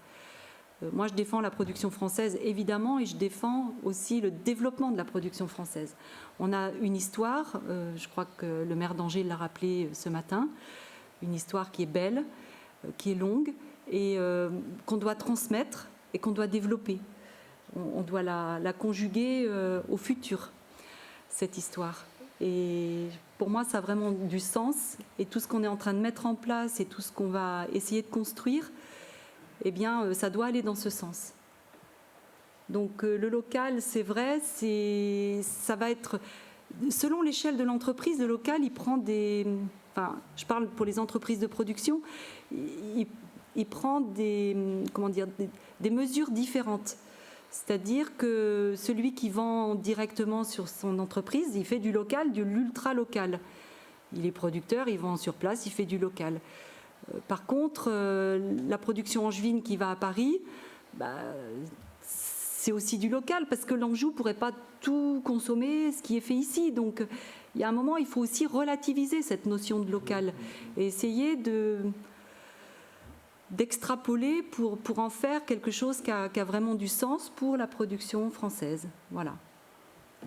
Alors, avant de passer sur le marché du paysage, qui est peut-être un peu différent, il y a deux questions une question et une remarque qui nous sont arrivées par le web. La question, les tendances de consommation ne sont-elles pas orientées par la filière elle-même ? Qui peut répondre à ça ? Dans quelle mesure est-ce que la filière aujourd'hui est capable d'orienter elle-même la consommation ou dans quelle mesure est-ce que c'est compliqué ? C'est vrai, on a un peu cette tendance-là. Il est clair qu'on est passé d'un système où on faisait ce qu'on appelle du push, c'est-à-dire que les producteurs produisaient et ensuite ils essayaient de vendre. La tendance qu'on aimerait voir aujourd'hui, c'est un petit peu ce qu'on voit avec le net, c'est du pull, c'est-à-dire que c'est le consommateur qui tire la production. Et entre les deux, il y a les décisions que vont prendre le producteur, c'est-à-dire est-ce que je continue à faire ce que j'ai toujours fait et auquel cas je suis dans cette optique-là, c'est-à-dire c'est la filière qui imprime ce qu'elle doit vendre. Ou alors est-ce que je me mets un peu à l'écoute des réseaux sociaux et je me dis il faut que je vende ce que les gens, ou que je produise ce dont les gens ont envie. Ce dont on s'aperçoit ces derniers temps, c'est qu'on fait de la production en France par défaut, c'est-à-dire qu'on s'est mis à produire ce que les autres ne produisaient pas parce que notre balance commerciale est largement déficitaire et que pendant un moment, ce qu'on arrivait à vendre, c'est ce que les autres ne produisaient pas ou moins cher ou qu'ils n'arrivaient pas à approvisionner de façon plus optimale que nous. Fleur de France, on l'a dit, et l'origine est maintenant intéressante. Et dans ce que dit Patrick, on se retrouve là-dedans en se disant si ce n'est pas disponible à l'étranger, on va le prendre en France. Alors qu'il n'y a encore pas très longtemps, si ce n'était pas disponible à l'étranger, on ne le prenait pas. On ne regardait pas si c'était disponible en France ou pas. Et maintenant, quand c'est disponible à l'étranger, on se pose quand même la question de savoir si ce n'est pas aussi disponible en France avec une origine et un label qui s'appelle Fleur de France. Et donc, en général, on privilégie ça, en tout cas ces derniers mois, ce qui est plutôt une bonne tendance. Maintenant, c'est un équilibre instable, c'est-à-dire qu'à la fois, on va faire de la proposition sur des nouveaux produits. Alors, produits en pépinière ornementale, il y a peu de nouveaux produits qui arrivent. C'est souvent des nouvelles utilisations ou des nouvelles formes. Et donc, on va être proactif dans cette proposition. Et puis, on a aussi le consommateur qui a des nouvelles envies, en particulier de simplicité, de fleurs à des saisons différentes. Avant, on disait il faut planter à la Sainte-Catherine. Il n'y a plus personne qui met ses bottes pour les planter. Aujourd'hui, les gens ils plantent au mois d'avril quand il fait beau. Et donc, il faut qu'on s'adapte à ça. Donc, c'est un équilibre entre les deux. Je ne crois pas qu'il faille opposer les deux, tout comme on ne peut pas opposer, Marie l'a très bien dit, l'ultra local qui est destiné à des gens. Voilà, si vous voulez du bougainvillier, c'est bien de pouvoir en acheter à Montpellier de façon extrêmement locale. Mais si vous en voulez en Normandie de votre véranda, c'est bien aussi de pouvoir l'acheter chez un spécialiste et le faire venir jusque dans sa véranda. Donc, c'est compliqué d'opposer les deux. Tout à l'heure, Isabelle présentait les différentes typologies de jardiniers. Vous en avez cité 5 ou 6. Ils sont tous entre 13 et 20%. Donc, on voit que ce n'est pas très tranché et qu'il faut qu'on réponde à des demandes très très différentes. Un vaste panel, en fait. C'est vrai qu'ils ne se ressemblent pas du tout, mais il n'y a pas de tendance très lourde qui se dessine. C'est vrai. En plus, on peut se reconnaître dans plusieurs tendances assez facilement quand même. Et on avait une autre question. Oui, il y avait une remarque que peut-être Marie Levaux sur laquelle elle va vouloir rebondir. Il y a moins de 10 ans, les acteurs de la filière expliquaient qu'il était impossible d'imaginer la relance, le retour d'une production de fleurs coupées française. Est-ce que c'est jouable aujourd'hui ? C'est un vrai sujet, en effet. Je pourrais l'associer à la plante verte, Aujourd'hui, il n'y a quasiment plus rien en plante verte, alors qu'il reste quand même encore un peu de production de fleurs coupées en France, sur le sud-est, même si c'est oui, et que ça pose, pour en avoir côtoyé là récemment pendant le Covid, justement, on a eu des moments de réflexion. Ça pose aussi des problèmes de logistique, d'organisation, quand on est trop mineur, en fait, quand on est trop isolé dans son coin. Et ailleurs, c'est parfois le cas. Donc c'est un vrai sujet et j'associe ces deux. On a perdu ces deux pans de production pour des raisons qu'on connaît tous, on va pas revenir dessus. Mais aujourd'hui, je pense que c'est un challenge pour nous, pour les producteurs.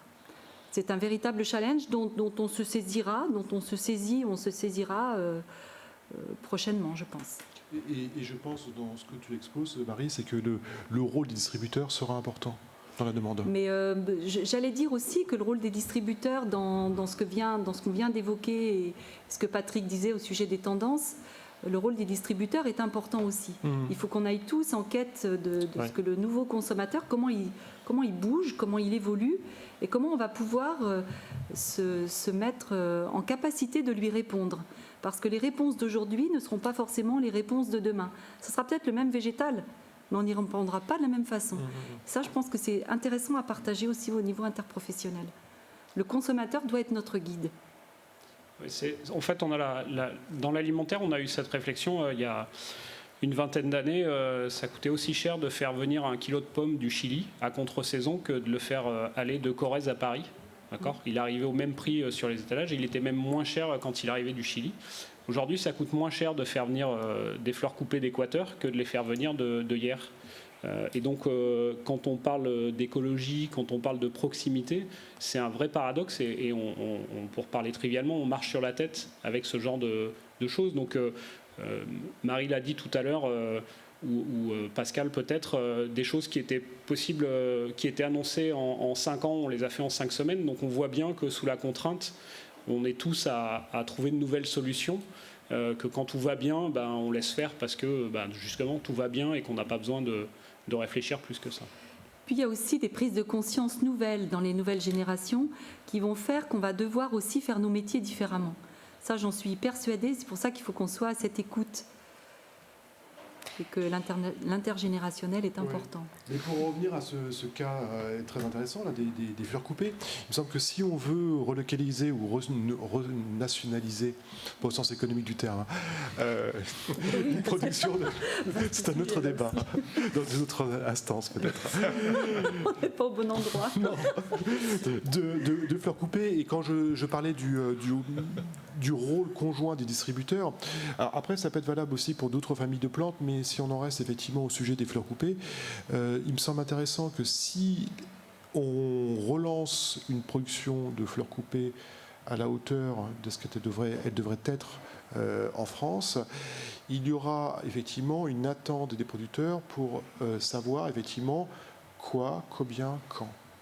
Et là, c'est là où je dis que le rôle du distributeur est important, et là, ça nous amène peut-être sur un autre sujet, j'ouvre une parenthèse pour la refermer tout de suite, ça sera effectivement la capacité des distributeurs à pouvoir s'engager, se projeter. Voilà. Une remarque. Si je peux me permettre d'ajouter quelque chose, il y a aussi le rôle... Roland de Boissieu. Ouais, voilà. le rôle des différents intervenants dans la filière.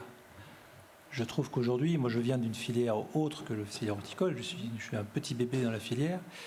Il y a une chose qui m'a toujours surpris dans ce métier, c'est que tout le monde faisait un peu tout. Et je pense qu'aujourd'hui, si on veut réaligner la filière horticole française dans une nouvelle dynamique, et en particulier relancer la fleur coupée, il faut peut-être qu'à un moment, au niveau de la filière, on se pose la question de qui sert à quoi. Et ça donne confiance aux acteurs de l'aval, justement pour pouvoir prendre des engagements. Pour moi, c'est un point absolument déterminant. Sur lequel on reviendra tout à l'heure.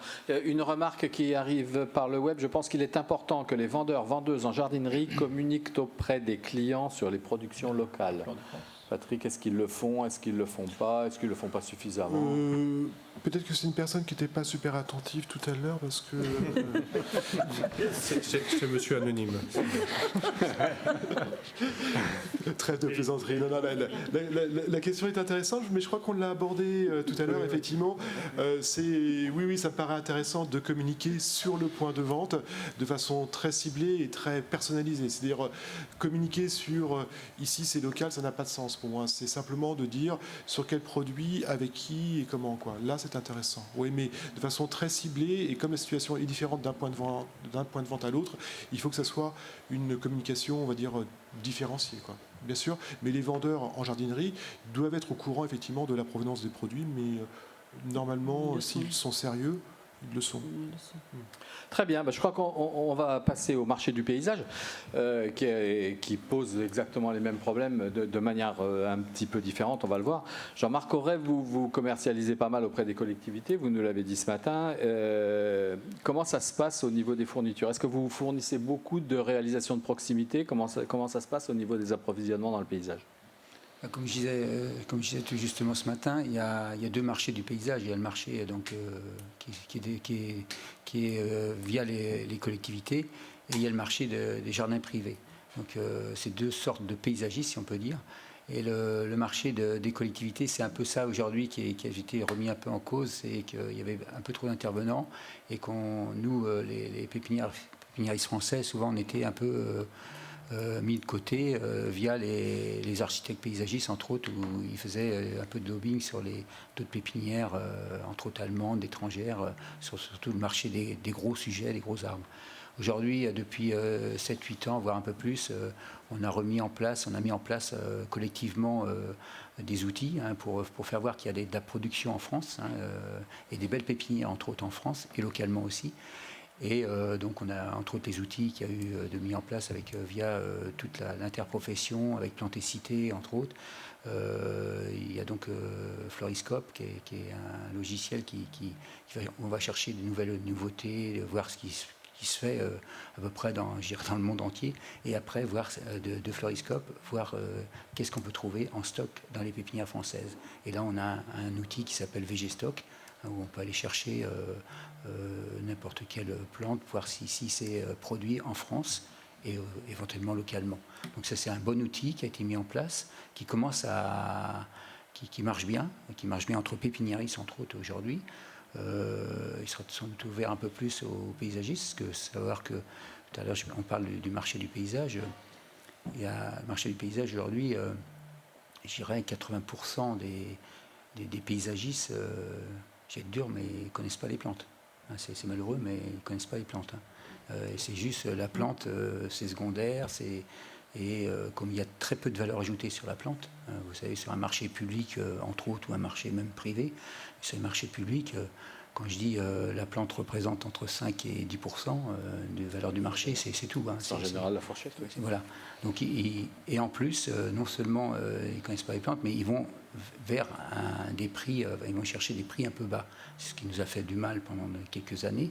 Aujourd'hui, je pense qu'on arrive à avoir des prix très corrects en France, avec des outils qu'on a mis en place en production aussi. On voit bien, on arrive à sortir des plantes au même prix que nos concurrents étrangers, sachant qu'il y a, entre autres, les arbres, on parlait de transport tout à l'heure, les arbres voyagent, même s'ils voyagent bien, il y a quand même un coût de transport qui est quand même beaucoup plus supérieur sur des arbres que sur de la plante mis en rôle ou mis en palette. C'est complètement différent.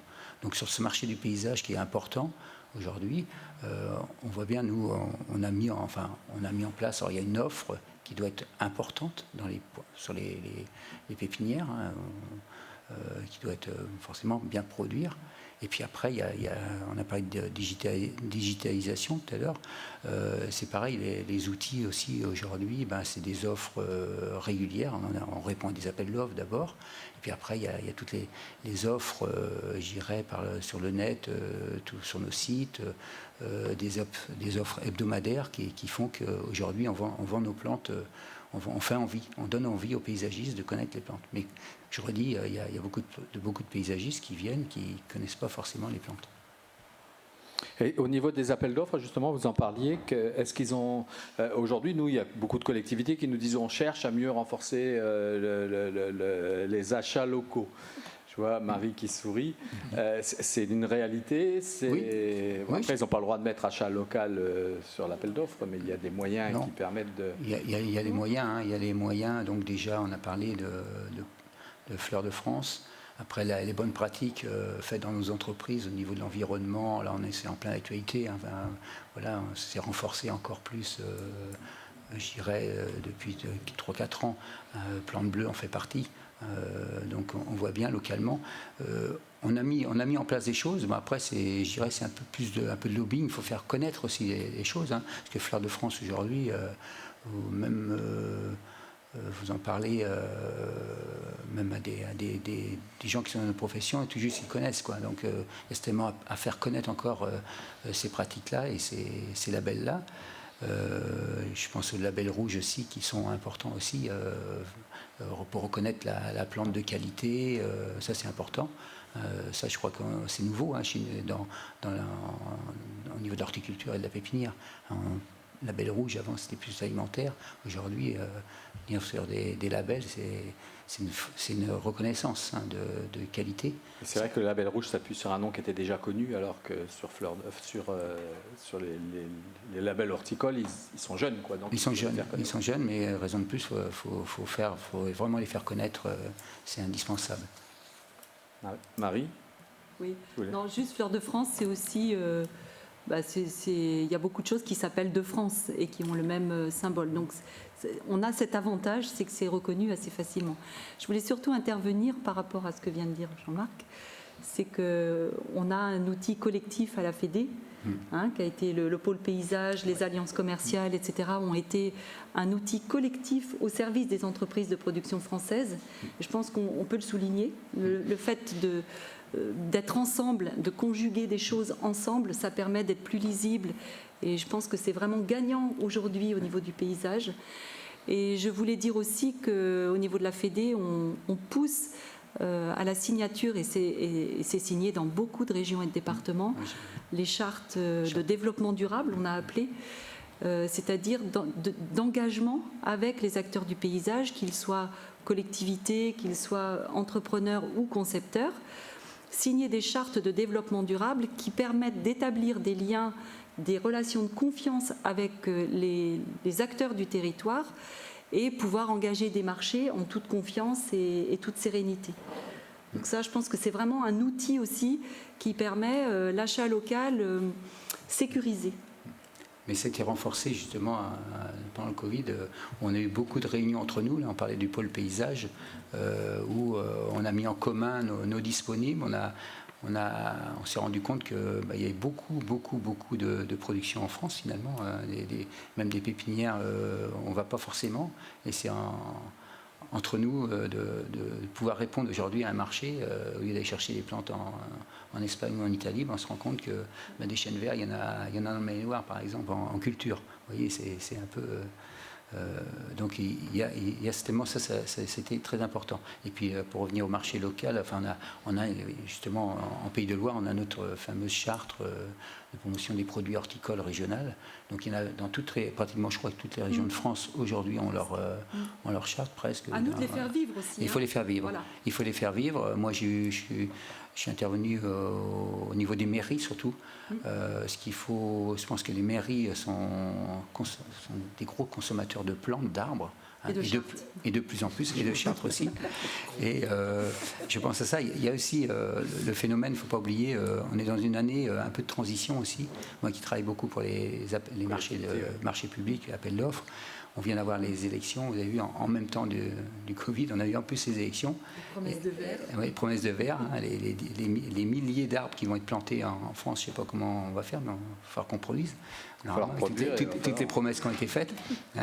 Ou alors il va falloir planter petit de l'arbre forestier. Voilà. C'est vrai que... C'est vrai. Mais pour vous dire que c'est quand même la preuve, les élus sont très sensibles à ça. Donc maintenant, il va falloir transformer, c'est indispensable, il faut transformer tout ce qui a été dit. Alors, on n'a pas de responsable de service espace vert de collectivité. Il y avait Fanny Maujean de la ville d'Angers qui était avec nous ce matin. Et elle ne pouvait pas rester cet après-midi. Par contre, elle nous a laissé un petit mot justement sur ces problématiques, sur la contrainte des marchés publics et consultation appel d'offres.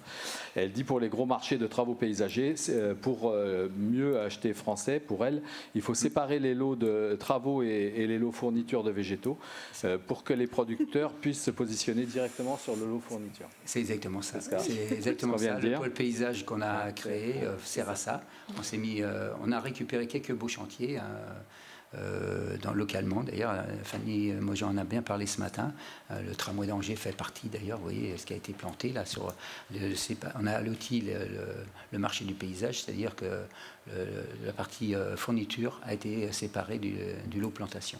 Donc on peut dire que c'est le résultat de la charte, ça. C'est le résultat de la charte. C'est le résultat Alors elle poursuit en disant les producteurs doivent se mobiliser pour répondre et se grouper aux besoins pour des commandes conséquentes. Pour l'achat local, nous sommes une chaîne composée de plusieurs maillons. Maîtrise d'ouvrage, le client, plus maîtrise d'œuvre, le concepteur, plus l'entreprise qui met en œuvre. C'est lui qui se fournit et fait les travaux. Ça, c'est vrai que c'est souvent un problème quand c'est l'entreprise du paysage qui achète plus que les collectivités. Plus les producteurs. Chaque maillon est essentiel pour bien choisir les végétaux. Et après, elle dit, pour l'achat direct de végétaux hors grand projet, exemple végétalisation ponctuelle, fleurissement, consultation directe des producteurs locaux, réponse rapide, tissu très riche. Effectivement, c'est vrai qu'aujourd'hui, le seuil ayant été augmenté au-delà duquel il faut faire un appel d'offres, la possibilité d'achat en direct est quand même beaucoup plus importante qu'il y a quelques années. Il y a de la souplesse et de l'agilité possible. C'est ça. Et c'était remonté là. Je crois qu'on est à 70 000 € aujourd'hui. C'est ça. Donc, ça laisse de quoi faire. Ça laisse de quoi faire, exactement. Parce qu'au-delà de 70 000 €, on est vite sur des chantiers de grande envergure. Voilà. Donc vous rejoignez complètement Complètement, non, c'est sûr. On travaille avec la ville d'Angers historiquement depuis longtemps quand même. On a fait des. Alors, il ne faut pas oublier aussi, il y a eu des choses qui sont mises en place. D'ailleurs, Gilles-Méloir a été un peu précurseur avec le groupement Plan d'Anjou, le groupement producteur. Aujourd'hui, il y a des alliances commerciales qui se sont faites un peu partout en France, par région. C'est superbe d'ailleurs parce qu'on se retrouve sur les salons et puis on arrive à faire des échanges. Moi qui vendais pratiquement pas une plante dans le Rhône-Alpes, aujourd'hui, on arrive à se grouper avec les pépiniéristes locaux pour envoyer des arbres ou des plantes sur le Rhône-Alpes. Mais là, on fait du groupage, quoi. Voilà. Et vice-versa aussi. Hein. Très bien, on va passer à Fleur de France. À Fleur de France, à Excellence Végétale, avec Patrick Chassagne. Alors vous êtes le gérant des pépinières des Martis et président de Excellence Végétale. On a beaucoup entendu parler de ce label Fleur de France, là, à plusieurs reprises. On voit que c'est important, hein, c'est ce que montrent aussi les chiffres pour les consommateurs. Comment est-ce qu'on obtient un label Fleur de France? Il faut répondre à une charte. Je ne sais pas si tout le monde est au courant des critères qui permettent d'avoir ce label. Oui, alors déjà, je vais simplement repréciser ce qu'est Excellence Végétale parce que effectivement, mon voisin tout à l'heure a dit que c'était un peu nébuleux quand on arrivait dans la filière. On a essayé de simplifier les choses ces dernières années avec la FNPHP qui mène l'action syndicale et qui fait du lobbying en particulier, c'est pour ça que cet organisme est là. On a de l'autre côté Astrodor qui fait de l'expérimentation, donc c'est son métier.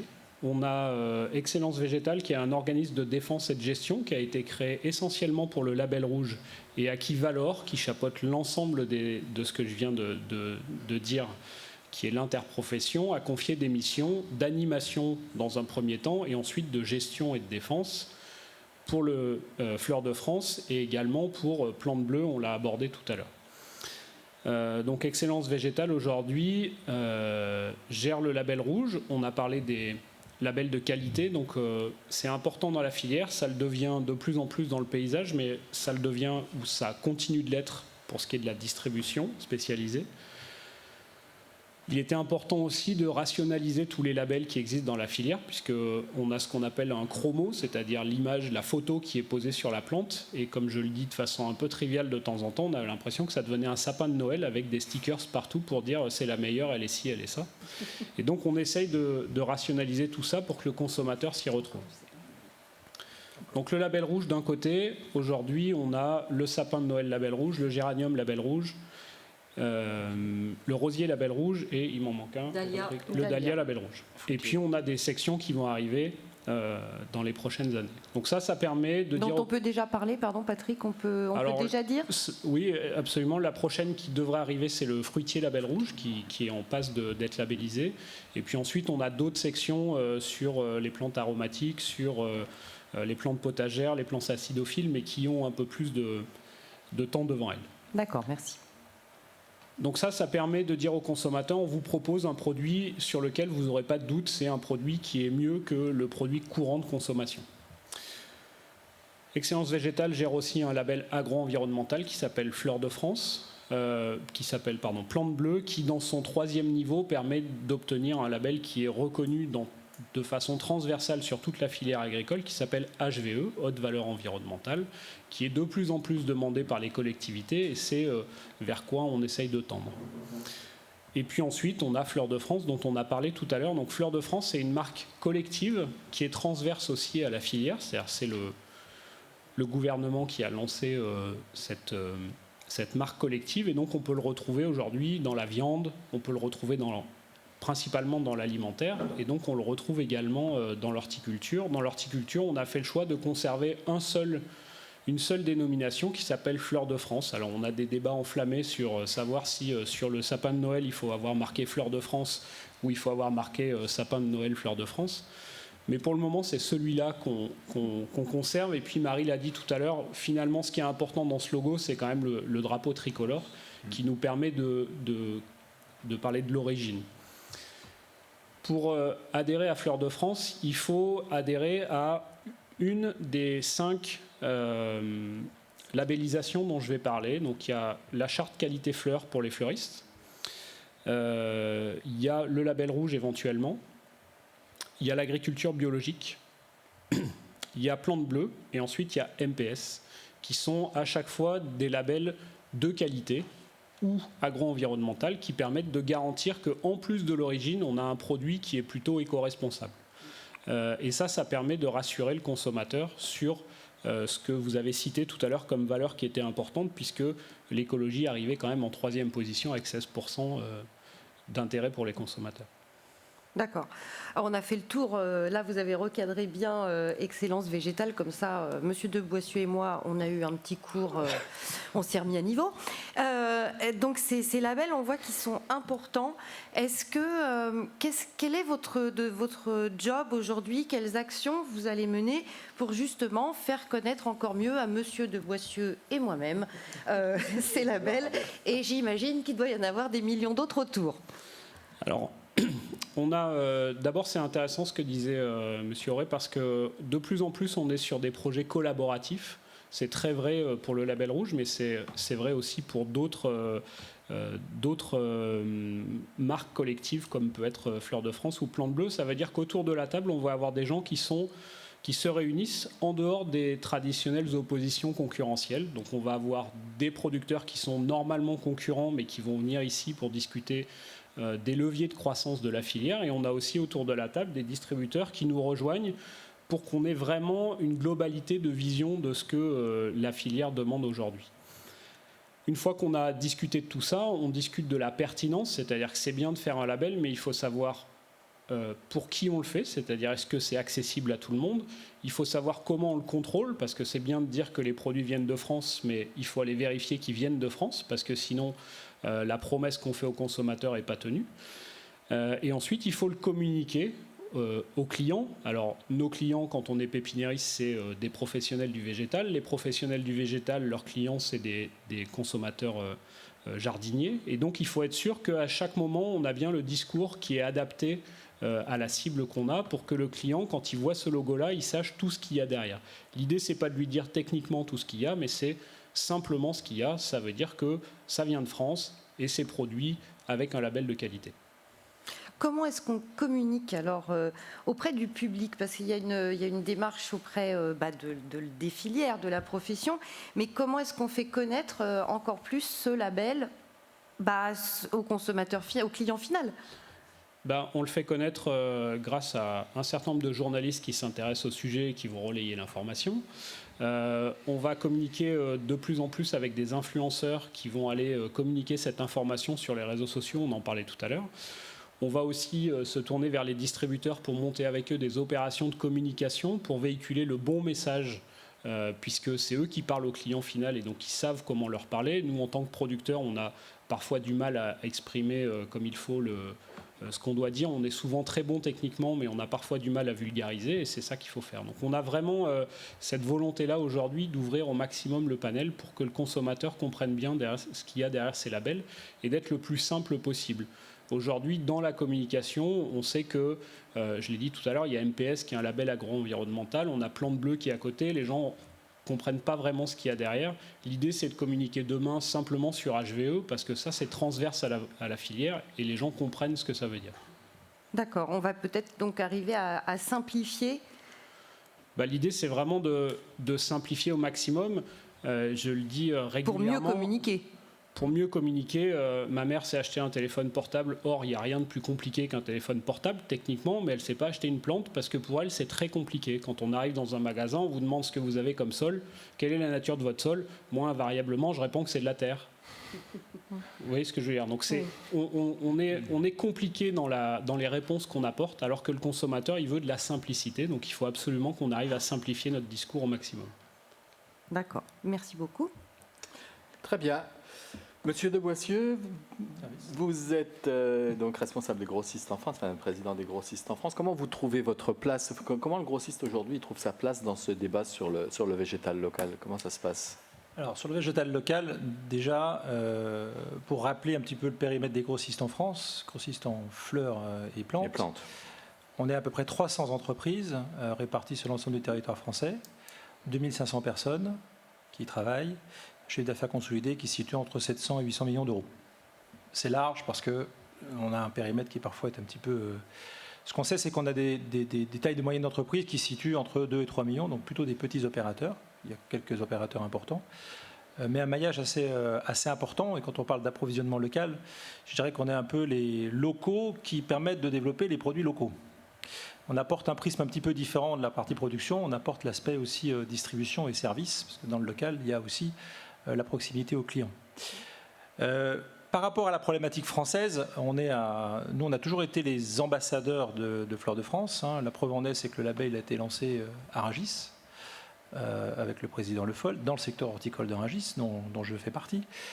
Donc c'est vraiment quelque chose de génétique chez nous, et ce d'autant plus que, pour rappel aussi, beaucoup de grossistes en France sont aussi producteurs, et beaucoup d'entre eux ont le label Fleurs de France. Et on a nous aussi un intérêt particulier à ce que la filière horticole française se développe, tout simplement parce que dans la gestion de notre portefeuille de produits, tout simplement, on a besoin d'avoir des contrebalanciers avec les produits d'importation, en particulier avec les produits hollandais. Donc, en tant que coopérateur, entre guillemets, intermédiaire, qui assurons un maillage extrêmement fin du végétal auprès de clientèle professionnelle, tous les fleuristes indépendants en particulier, qui constituent vraiment la base de notre clientèle, on considère qu'on a un rôle de relais, un rôle de transmission extrêmement important. La place qu'on a dans la profession est parfois un petit peu ambiguë, et d'où ma remarque tout à l'heure sur laquelle je voudrais revenir. La réflexion qu'on a, nous, en tant que coopérateur intermédiaire, c'est qu'on a une très forte envie de développer la production française et de contribuer au développement de la production française, et ce d'autant plus que nos clients sont demandeurs. Et nos clients expriment tous les jours leur frustration de ne pas trouver suffisamment de production française sur le marché. Parce qu'on a une chance, grossiste, c'est qu'on a une grosse clientèle de fleuristes, mais certes, on a aussi une clientèle très généraliste. Tout professionnel qui utilise du végétal aujourd'hui, soit pour le revendre, soit pour l'utiliser dans le cadre d'une prestation, que ce soit un décorateur, quelqu'un qui fait de l'événementiel, un hôtel, un restaurant, vient chez nous. Donc tous ces gens-là expriment ces besoins et on est un peu le récipiendaire de tous ces besoins. Et aujourd'hui, nous, ce qu'on aimerait apporter comme pierre à l'édifice à la filière horticole française aujourd'hui, c'est de dire, nous grossistes, on doit être capables, et les distributeurs en règle générale doivent être capables de s'engager avec la production pour développer la production française, parce que le paradoxe aujourd'hui, c'est qu'on voit qu'il y a une tendance de fond, mais cette tendance de fond, aujourd'hui, on est confronté à une divergence entre l'offre et la demande, c'est qu'il n'y a pas suffisamment d'offres sur le marché aujourd'hui pour satisfaire la demande, cette offre n'est pas suffisamment disponible, et il y a une distorsion entre les bassins de production d'un côté et les bassins de consommation de l'autre. Nous, notre métier, c'est justement de rapprocher la production des bassins de consommation. Et là, on considère qu'on a un rôle essentiel à jouer dans la filière. Je ne vais pas vous dire le contraire, évidemment. Et on y croit fortement. Mais ce qui vient aujourd'hui perturber un petit peu les règles du jeu, c'est qu'on est dans une filière où les rôles de chacun ne sont pas clairs. Nous, on est des gens pragmatiques. Pour nous, un producteur doit produire, un distributeur doit distribuer, un nettoyant, il doit vendre. Et si tout le monde se met à faire un peu tout et n'importe quoi, sans que ce soit péjoratif, ça brouille le message. Et quelque part, nous, on a des exemples tous les jours de producteurs régionaux proches de nos entreprises qu'on aimerait bien développer. Mais dès qu'on se met à développer avec eux, eh bien, on est court-circuité. Donc, nous, en tant que grossistes, on est prêts aujourd'hui à contribuer évidemment à la redynamisation de la filière horticole française, mais on considère qu'il y a un rôle essentiel de travail sur les rôles et responsabilités de chacun. Regardez la filière alimentaire, par exemple. La filière alimentaire, c'est organisé. Les rôles sont clairs. Moi, je viens d'une filière qui est la filière de la boisson, qui n'a rien à voir. Mais aujourd'hui, un industriel a ses réseaux de distribution qui sont clairs. Alors, donc, c'est un peu la position du grossiste aujourd'hui, est un peu celle-là. Très bien. Je pense que les producteurs vont avoir quelques remarques suite à cette intervention. Oui, alors, moi, je partage complètement cet avis-là, puisque nous, on fait le choix de ne pas faire de vente aux particuliers, puisqu'on considère que ce n'est pas notre métier de le faire. Maintenant, je comprends qu'un certain nombre de producteurs... Dans l'agriculture, aujourd'hui, il y a deux types d'entreprises, et il y en avait 3 par le passé. Avant, on avait des petits, des moyens, des gros. Aujourd'hui, on a des petits, des gros. Donc, on a des petits qui ont eu un rayonnement qui est plutôt local ou régional, ou parfois national sur des opérations particulières, parce que ce sont des hyper spécialistes. Et ensuite, on a des opérateurs nationaux qui sont dont le métier, c'est pas de vendre localement leur production, en tout cas à mon sens, et donc en particulier parce que ces gens-là vont répondre à des demandes qui sont importantes, non pas parce que c'est eux qui vont le faire, c'est simplement qu'ils ont la capacité de le faire. Alors M. Aurel disait tout à l'heure, l'avantage c'est qu'aujourd'hui, en se regroupant, on arrive aussi à répondre à des demandes qui peuvent être nationales. Mais M. de Boissieu met le doigt sur quelque chose qui est vrai dans notre filière, c'est qu'on a beaucoup de situations qui sont très particulières, très différentes. D'abord, on a la chance, qui est aussi une contrainte, d'avoir une climatologie en France qui est très très différente, et donc des habitudes de consommation qui le sont tout autant. Donc il faut arriver à régler ça. Je parlais des labels tout à l'heure parce qu'il faut essayer de simplifier, et encore en ayant simplifié beaucoup de choses, en ayant un label à disposition qui s'appelle Fleur de France, on a plein de labels de production française qui sortent tous les jours et qui viennent s'apposer et s'accoler à côté de celui-là, alors que ce label Fleur de France, il est entièrement gratuit aujourd'hui. Mais je pense que Marie a une réflexion qui est probablement différente de la mienne, puisque Marie fait aussi de la vente directe. Nous n'avons pas de point de vente direct sur l'exploitation. Juste, on avait développé il y a quelques années un point de vente par correspondance pour nos collections. Et ça nous permettait de les mettre en valeur et de pouvoir donner des réponses aux gens qui nous questionnaient. Je partage ton analyse, et je pense que c'est une analyse aussi qu'on pourrait extrapoler à l'agriculture en général. C'est qu'on a des structures d'exploitation qui sont très différentes, et selon les structures d'exploitation, eh bien, il est plus opportun de vendre directement parce qu'on valorise mieux, ou pour d'autres de faire plus pour arriver à gagner sa vie. C'est un peu ça.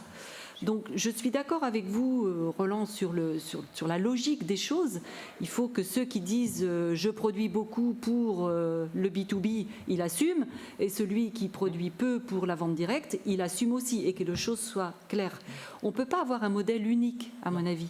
Et au contraire, c'est justement ce patchwork et cette multiplicité d'acteurs qui composent notre paysage qui en fait sa richesse. On a une spécificité française qui n'est pas toujours facile à porter, mais au moins, soyons-en fiers.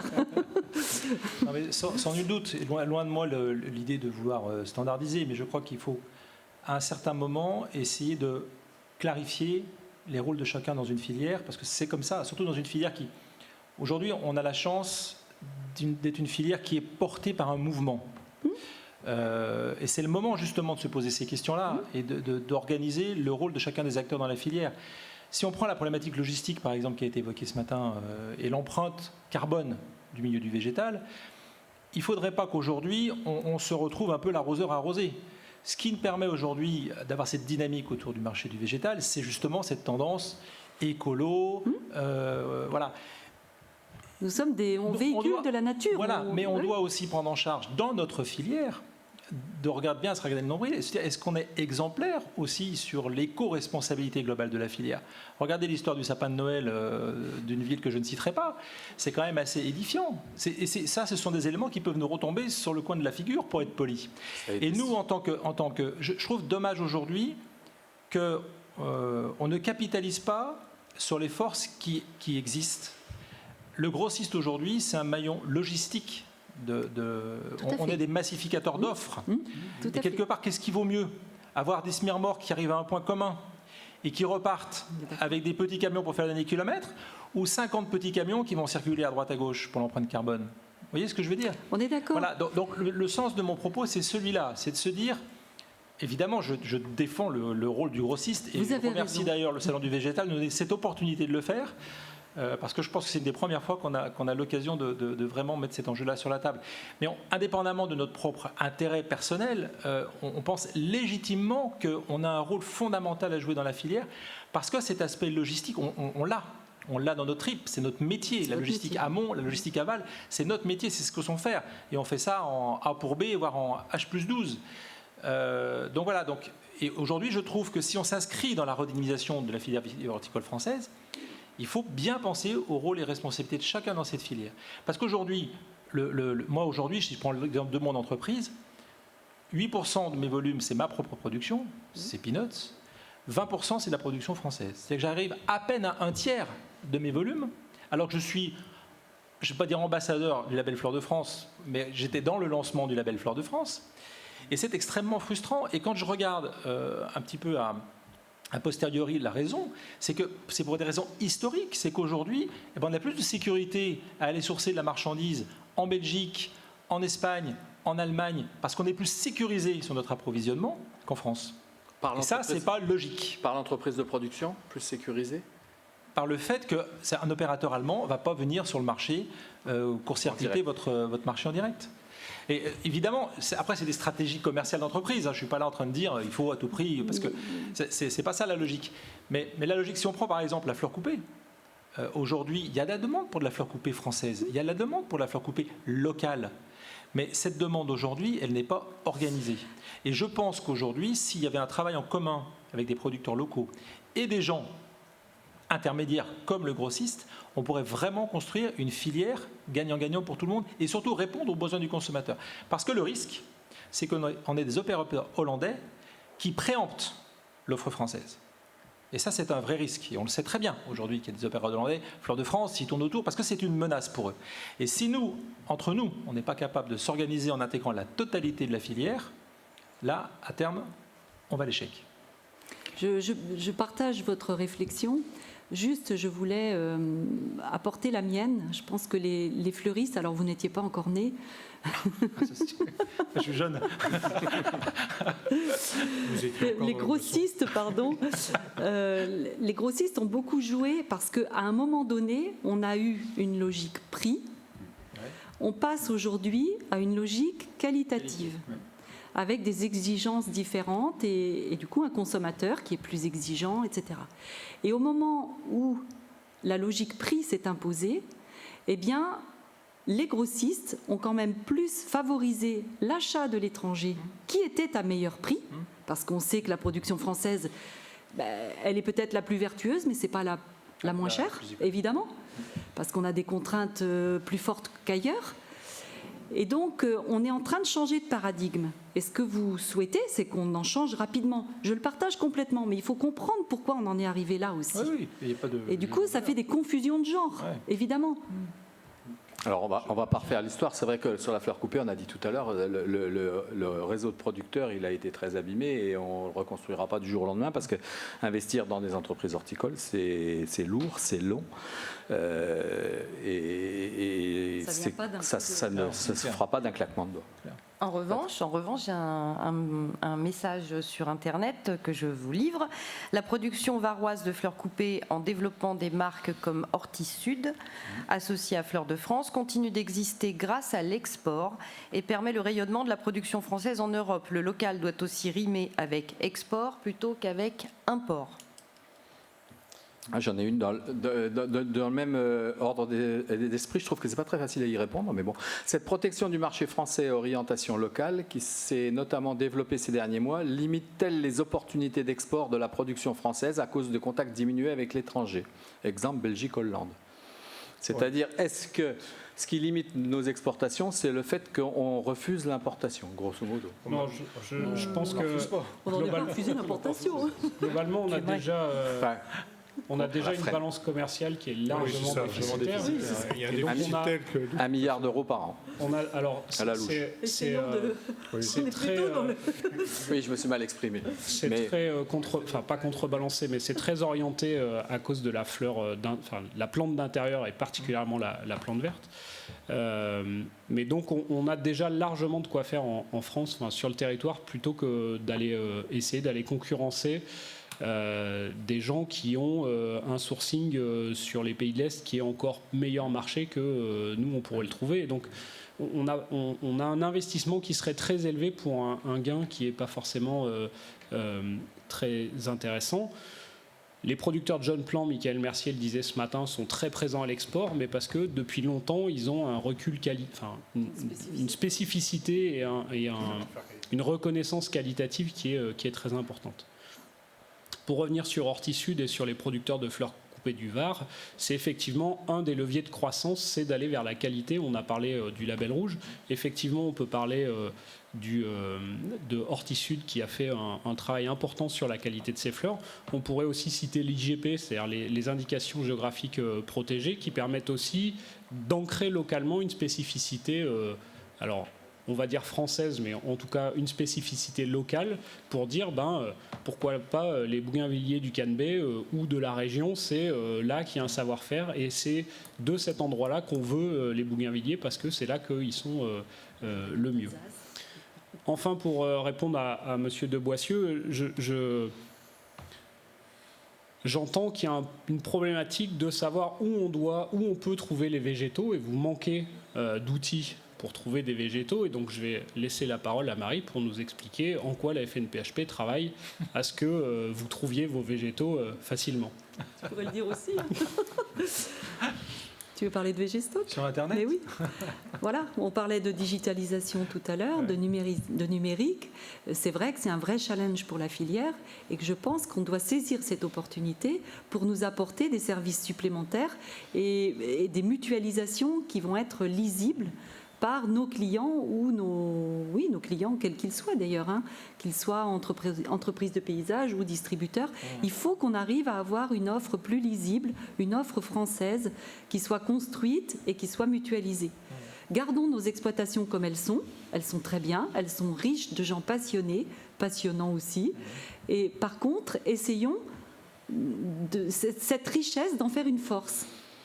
Voilà, c'est un peu ça l'idée, l'ambition en tout cas. Ouais. Ensemble, c'est déjà la conclusion de ce matin. Ensemble, c'est vrai ? Bien sûr. Alors, on a eu aussi une question et un témoignage. Vous parlez de production locale. Ne pensez-vous pas qu'au local, on devrait adjoindre le zéro plastique, le zéro déchet, le zéro chimique, ajouter tous ces éléments dans la communication, et cela donnerait de la force, ça renforcerait le local. L'éco-responsabilité est-elle une clé d'avenir pour l'horticulture française ? Qui veut répondre ? Évidemment oui. Évidemment oui, on a tout ça en ligne de mire, c'est l'horizon qu'on essaye d'atteindre. Le problème, c'est que comme tous les horizons, ils reculent à mesure qu'on avance. Et ça, c'est lié à un certain nombre de contraintes. Aujourd'hui, on veut tous faire du zéro plastique, mais on n'a rien trouvé en face qui corresponde à des critères techniques pour permettre de commercialiser les plantes dans de bonnes conditions. On a tous envie de faire du zéro phyto, mais on se heurte à des problématiques de ravageurs qui sont parfois compliquées à maîtriser. Donc aujourd'hui, la difficulté, c'est que le gouvernement a défini 4 agricultures différentes. Il y a l'agriculture conventionnelle, qui est l'agriculture, qu'on va dire, de nos grands-parents. Il y a l'agriculture raisonnée, qui est l'agriculture où on arrête de faire du calendaire et où on fait des niveaux de seuil, et donc on vient faire des interventions ciblées. Il y a l'agriculture intégrée, qui, comme son nom l'indique, intègre des moyens de biocontrôle qui permettent de protéger l'environnement autant que se faire se peut. Et ensuite, il y a l'agriculture biologique qui a ses critères particuliers. La problématique, c'est qu'aujourd'hui, il y a un seul label qui récompense l'ensemble de ces agricultures-là, qui est l'agriculture biologique. C'est la seule définition qu'on ait. Et par opposition, tout le reste, c'est de l'agriculture conventionnelle. Et donc, il serait bien qu'on essaye de faire comprendre aux gens qu'entre l'agriculture conventionnelle, où on fait à peu près tout ce qu'on veut, et l'agriculture biologique, où on a des règles très strictes, il y a des pratiques vertueuses de plus en plus, et de plus en plus dans l'horticulture. On est parmi les précurseurs de la PBI, la protection biologique intégrée. On ne le répète jamais suffisamment. Nos entreprises sont vertueuses. On a une ligne d'horizon qui est arrêtons tout ce qui est nocif pour l'environnement, sauf qu'on a des contraintes techniques, économiques qui ne nous permettent pas de le faire. Mais oui, on veut aller vers ça. Je vais donner mon avis de distributeur. On a une explosion de la demande sur le bio qui est très claire et qui répond à une partie des problématiques qui sont soulevées par la question que vous venez de citer. Donc pour nous, c'est un enjeu de sourcing. Parce que oui, il y a un engouement pour le bio, mais nous, on se doit, en tant que distributeur web, d'avoir l'ensemble au maximum de nos références disponibles tout au long de l'année. Donc c'est un vrai challenge pour nous. Une fois de plus, il faut qu'on s'engage, qu'on rassure les gens avec qui on bosse, et globalement, on y arrive. Le plastique est une autre problématique soulevée par la question. Aujourd'hui, on a des propositions zéro plastique qui sont très intéressantes, qui correspondent à une demande de nos clients. En gros, nos clients nous disent c'est super de bosser avec la promesse de fleurs, mais on reçoit encore beaucoup de plastique par rapport aux plantes que vous envoyez, et c'est un petit peu aberrant, ce qui est tout à fait vrai. On cherche des solutions techniques, on est sur le point d'en avoir des vraiment très, très intéressantes, mais ça passe par nous aujourd'hui en termes de préparation, parce qu'une fois de plus, avoir du sourcing de façon récurrente sur ce type de solutions qui sont encore relativement limitées au niveau de la production, c'est relativement compliqué. Donc c'est à nous, en tant que distributeurs, de préparer nos plantes pour répondre à la demande du client, et on y est presque, c'est une vraie satisfaction. Pour compléter la réponse d'Adrien, ce que vous disiez, Isabelle, là sur le triple zéro, c'est ça, je crois. Non, il y en avait même 4. Zéro phyto, zéro tourbe. Alors, zéro plastique, zéro tourbe, zéro déchet, zéro chimique. Ça fait 4 fois 0. Bon, en tous les cas, ce qui est bien, c'est qu'on y travaille tous, quoi. C'est vrai il y a plein de projets qui tendent à ceci, quoi. Donc, effectivement, c'était mentionné par les invités autour de la table. Plan Bleu en fait partie. Bon, après, AB est dédié à un type de production. Adrien, c'est vrai que pour faire la distinction entre le bio et la bio, c'est vrai que la bio implique effectivement aussi de s'engager auprès des producteurs pour avoir effectivement des filières d'approvisionnement sécurisées et contractualisées avec ces producteurs. Sinon, ça ne se trouve pas comme ça sous le sabot d'un cheval. C'est à peu près évident. Concernant le plastique, au niveau de l'Interpro, on y travaille très activement là, au niveau effectivement des différentes fédérations, des familles professionnelles présentes. Donc, on est plus en fait sur une réflexion de, il n'y a pas une seule solution, on est plus sur en fait comment gérer ou comment réduire le gisement plastique et comment on le gère après par la suite, quoi.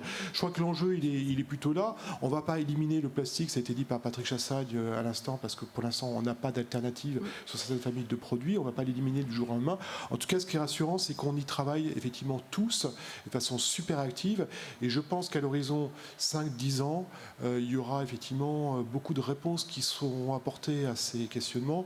Puis un petit clin d'œil, c'est vrai que sur le plastique, c'est assez cocasse parce que on parlait des conséquences de la Covid, mais avec la Covid, là, c'est retour en force du plastique, quoi, et du plexiglas, quoi. Donc, absolument, oui. Très clairement. Ouais. Oui. Alors du coup, ça a été peut-être pas suffisamment souligné, enfin on n'a peut-être pas suffisamment rebondi dessus ce matin, mais Brand Wajnar, dans son intervention, il a dit, dans les questions qui vont arriver, dans les problématiques, il va y avoir l'impact carbone, et donc ça fait une bonne transition, parce que je crois que tu voulais poser une question, Brand.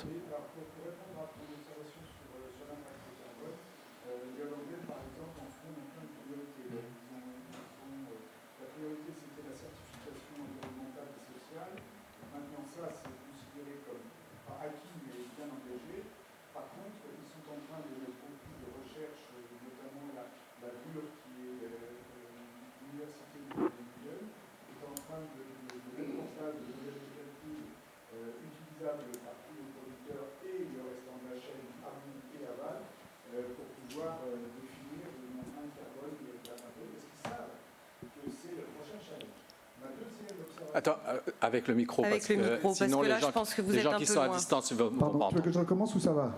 Non. La deuxième, en résumé. En résumé, l'empreinte carbone, c'est le nouveau challenge. C'est-à-dire que la certification, elle est acquise, notamment au niveau des Pays-Bas, de l'Allemagne. C'est une chose qui est pratiquement acquise si on veut avoir accès au marché, à l'export. Par contre, le nouveau challenge, c'est la certification carbone. Et l'université de Wageningen est en train de mettre en place des modèles de calcul utilisables par les producteurs, par les distributeurs, par les logisticiens, par tout ce qui touche à la plante d'amont jusqu'au point de vente au détail, de manière à ce qu'on puisse définir et affirmer que voilà, telle plante a dégagé tel poids en carbone. Alors, c'est pas illusoire parce que c'est une attente qui est relayée par les médias et qui devient de plus en plus d'actualité. Donc ça, c'est le nouvel objectif après les certifications. Je voulais un instant rebondir sur les fleurs coupées.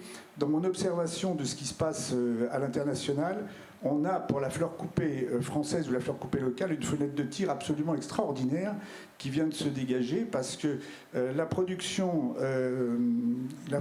africaine et la production centra-américaine est complètement anesthésiée pour une durée on va dire, d'environ 9 mois. Ça nous amène à la fête des mères prochaine, en fait. C'est-à-dire que si des gens voulaient un peu ne serait-ce qu'à titre d'exemple, faire disons une production vraiment typée, avec une excellente communication sur le sujet et tout ce qui va avec, peut-être en empreinte carbone, etc., je peux vous dire que ça marcherait parce que pour l'instant, il n'y en a pas. Merci. Il y a 2 questions ou 2 remarques qui viennent d'être posées, dont une dont la moitié de la ligne a été avalée. L'arrêté du 4 septembre 2020 relatif à l'information préalable devant être délivrée aux acquéreurs de végétaux susceptibles de porter atteinte à la santé, la santé humaine, sera-t-il mis en avant pour les consommateurs? Qui peut expliquer ce qu'est cet arrêté?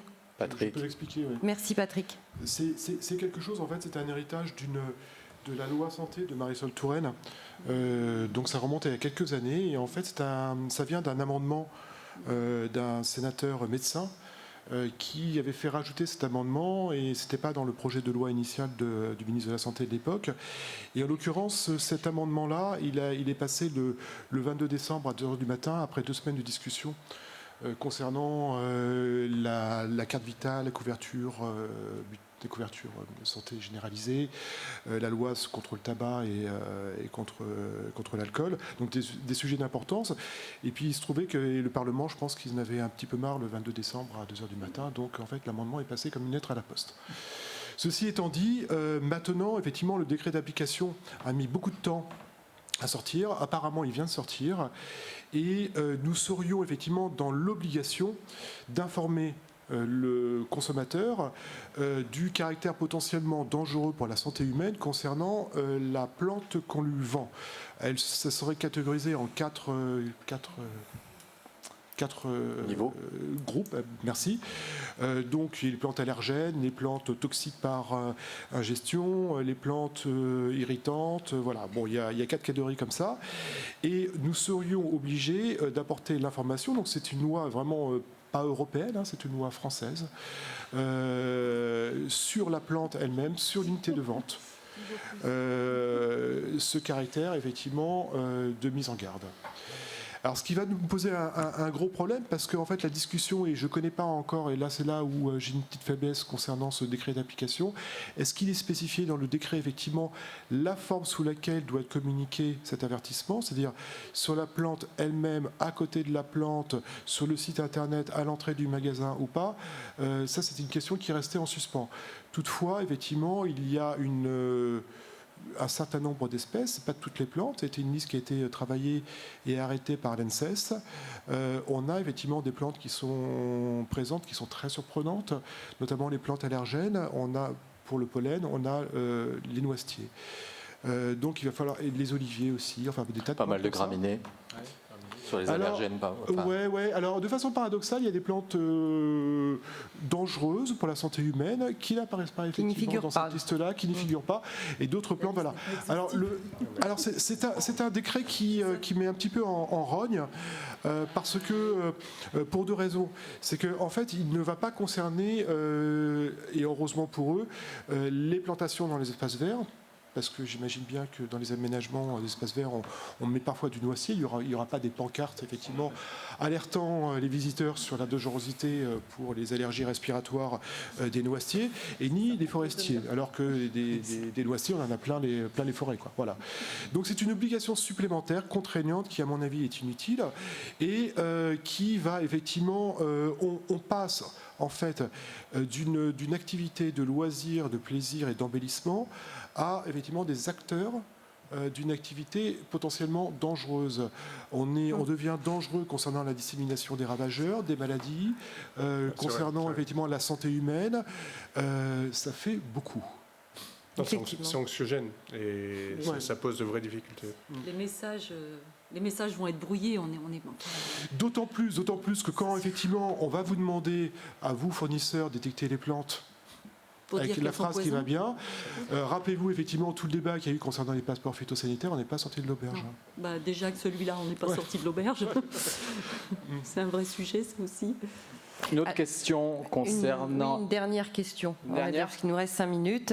Concernant l'empreinte carbone CO2, les distributeurs ressentent-ils une sensibilité des consommateurs à ce sujet, tel que cela a été souligné lors de la Convention citoyenne qui a donné ses conclusions le 29 juin dernier? Qui peut répondre brièvement? Moi, Adrien?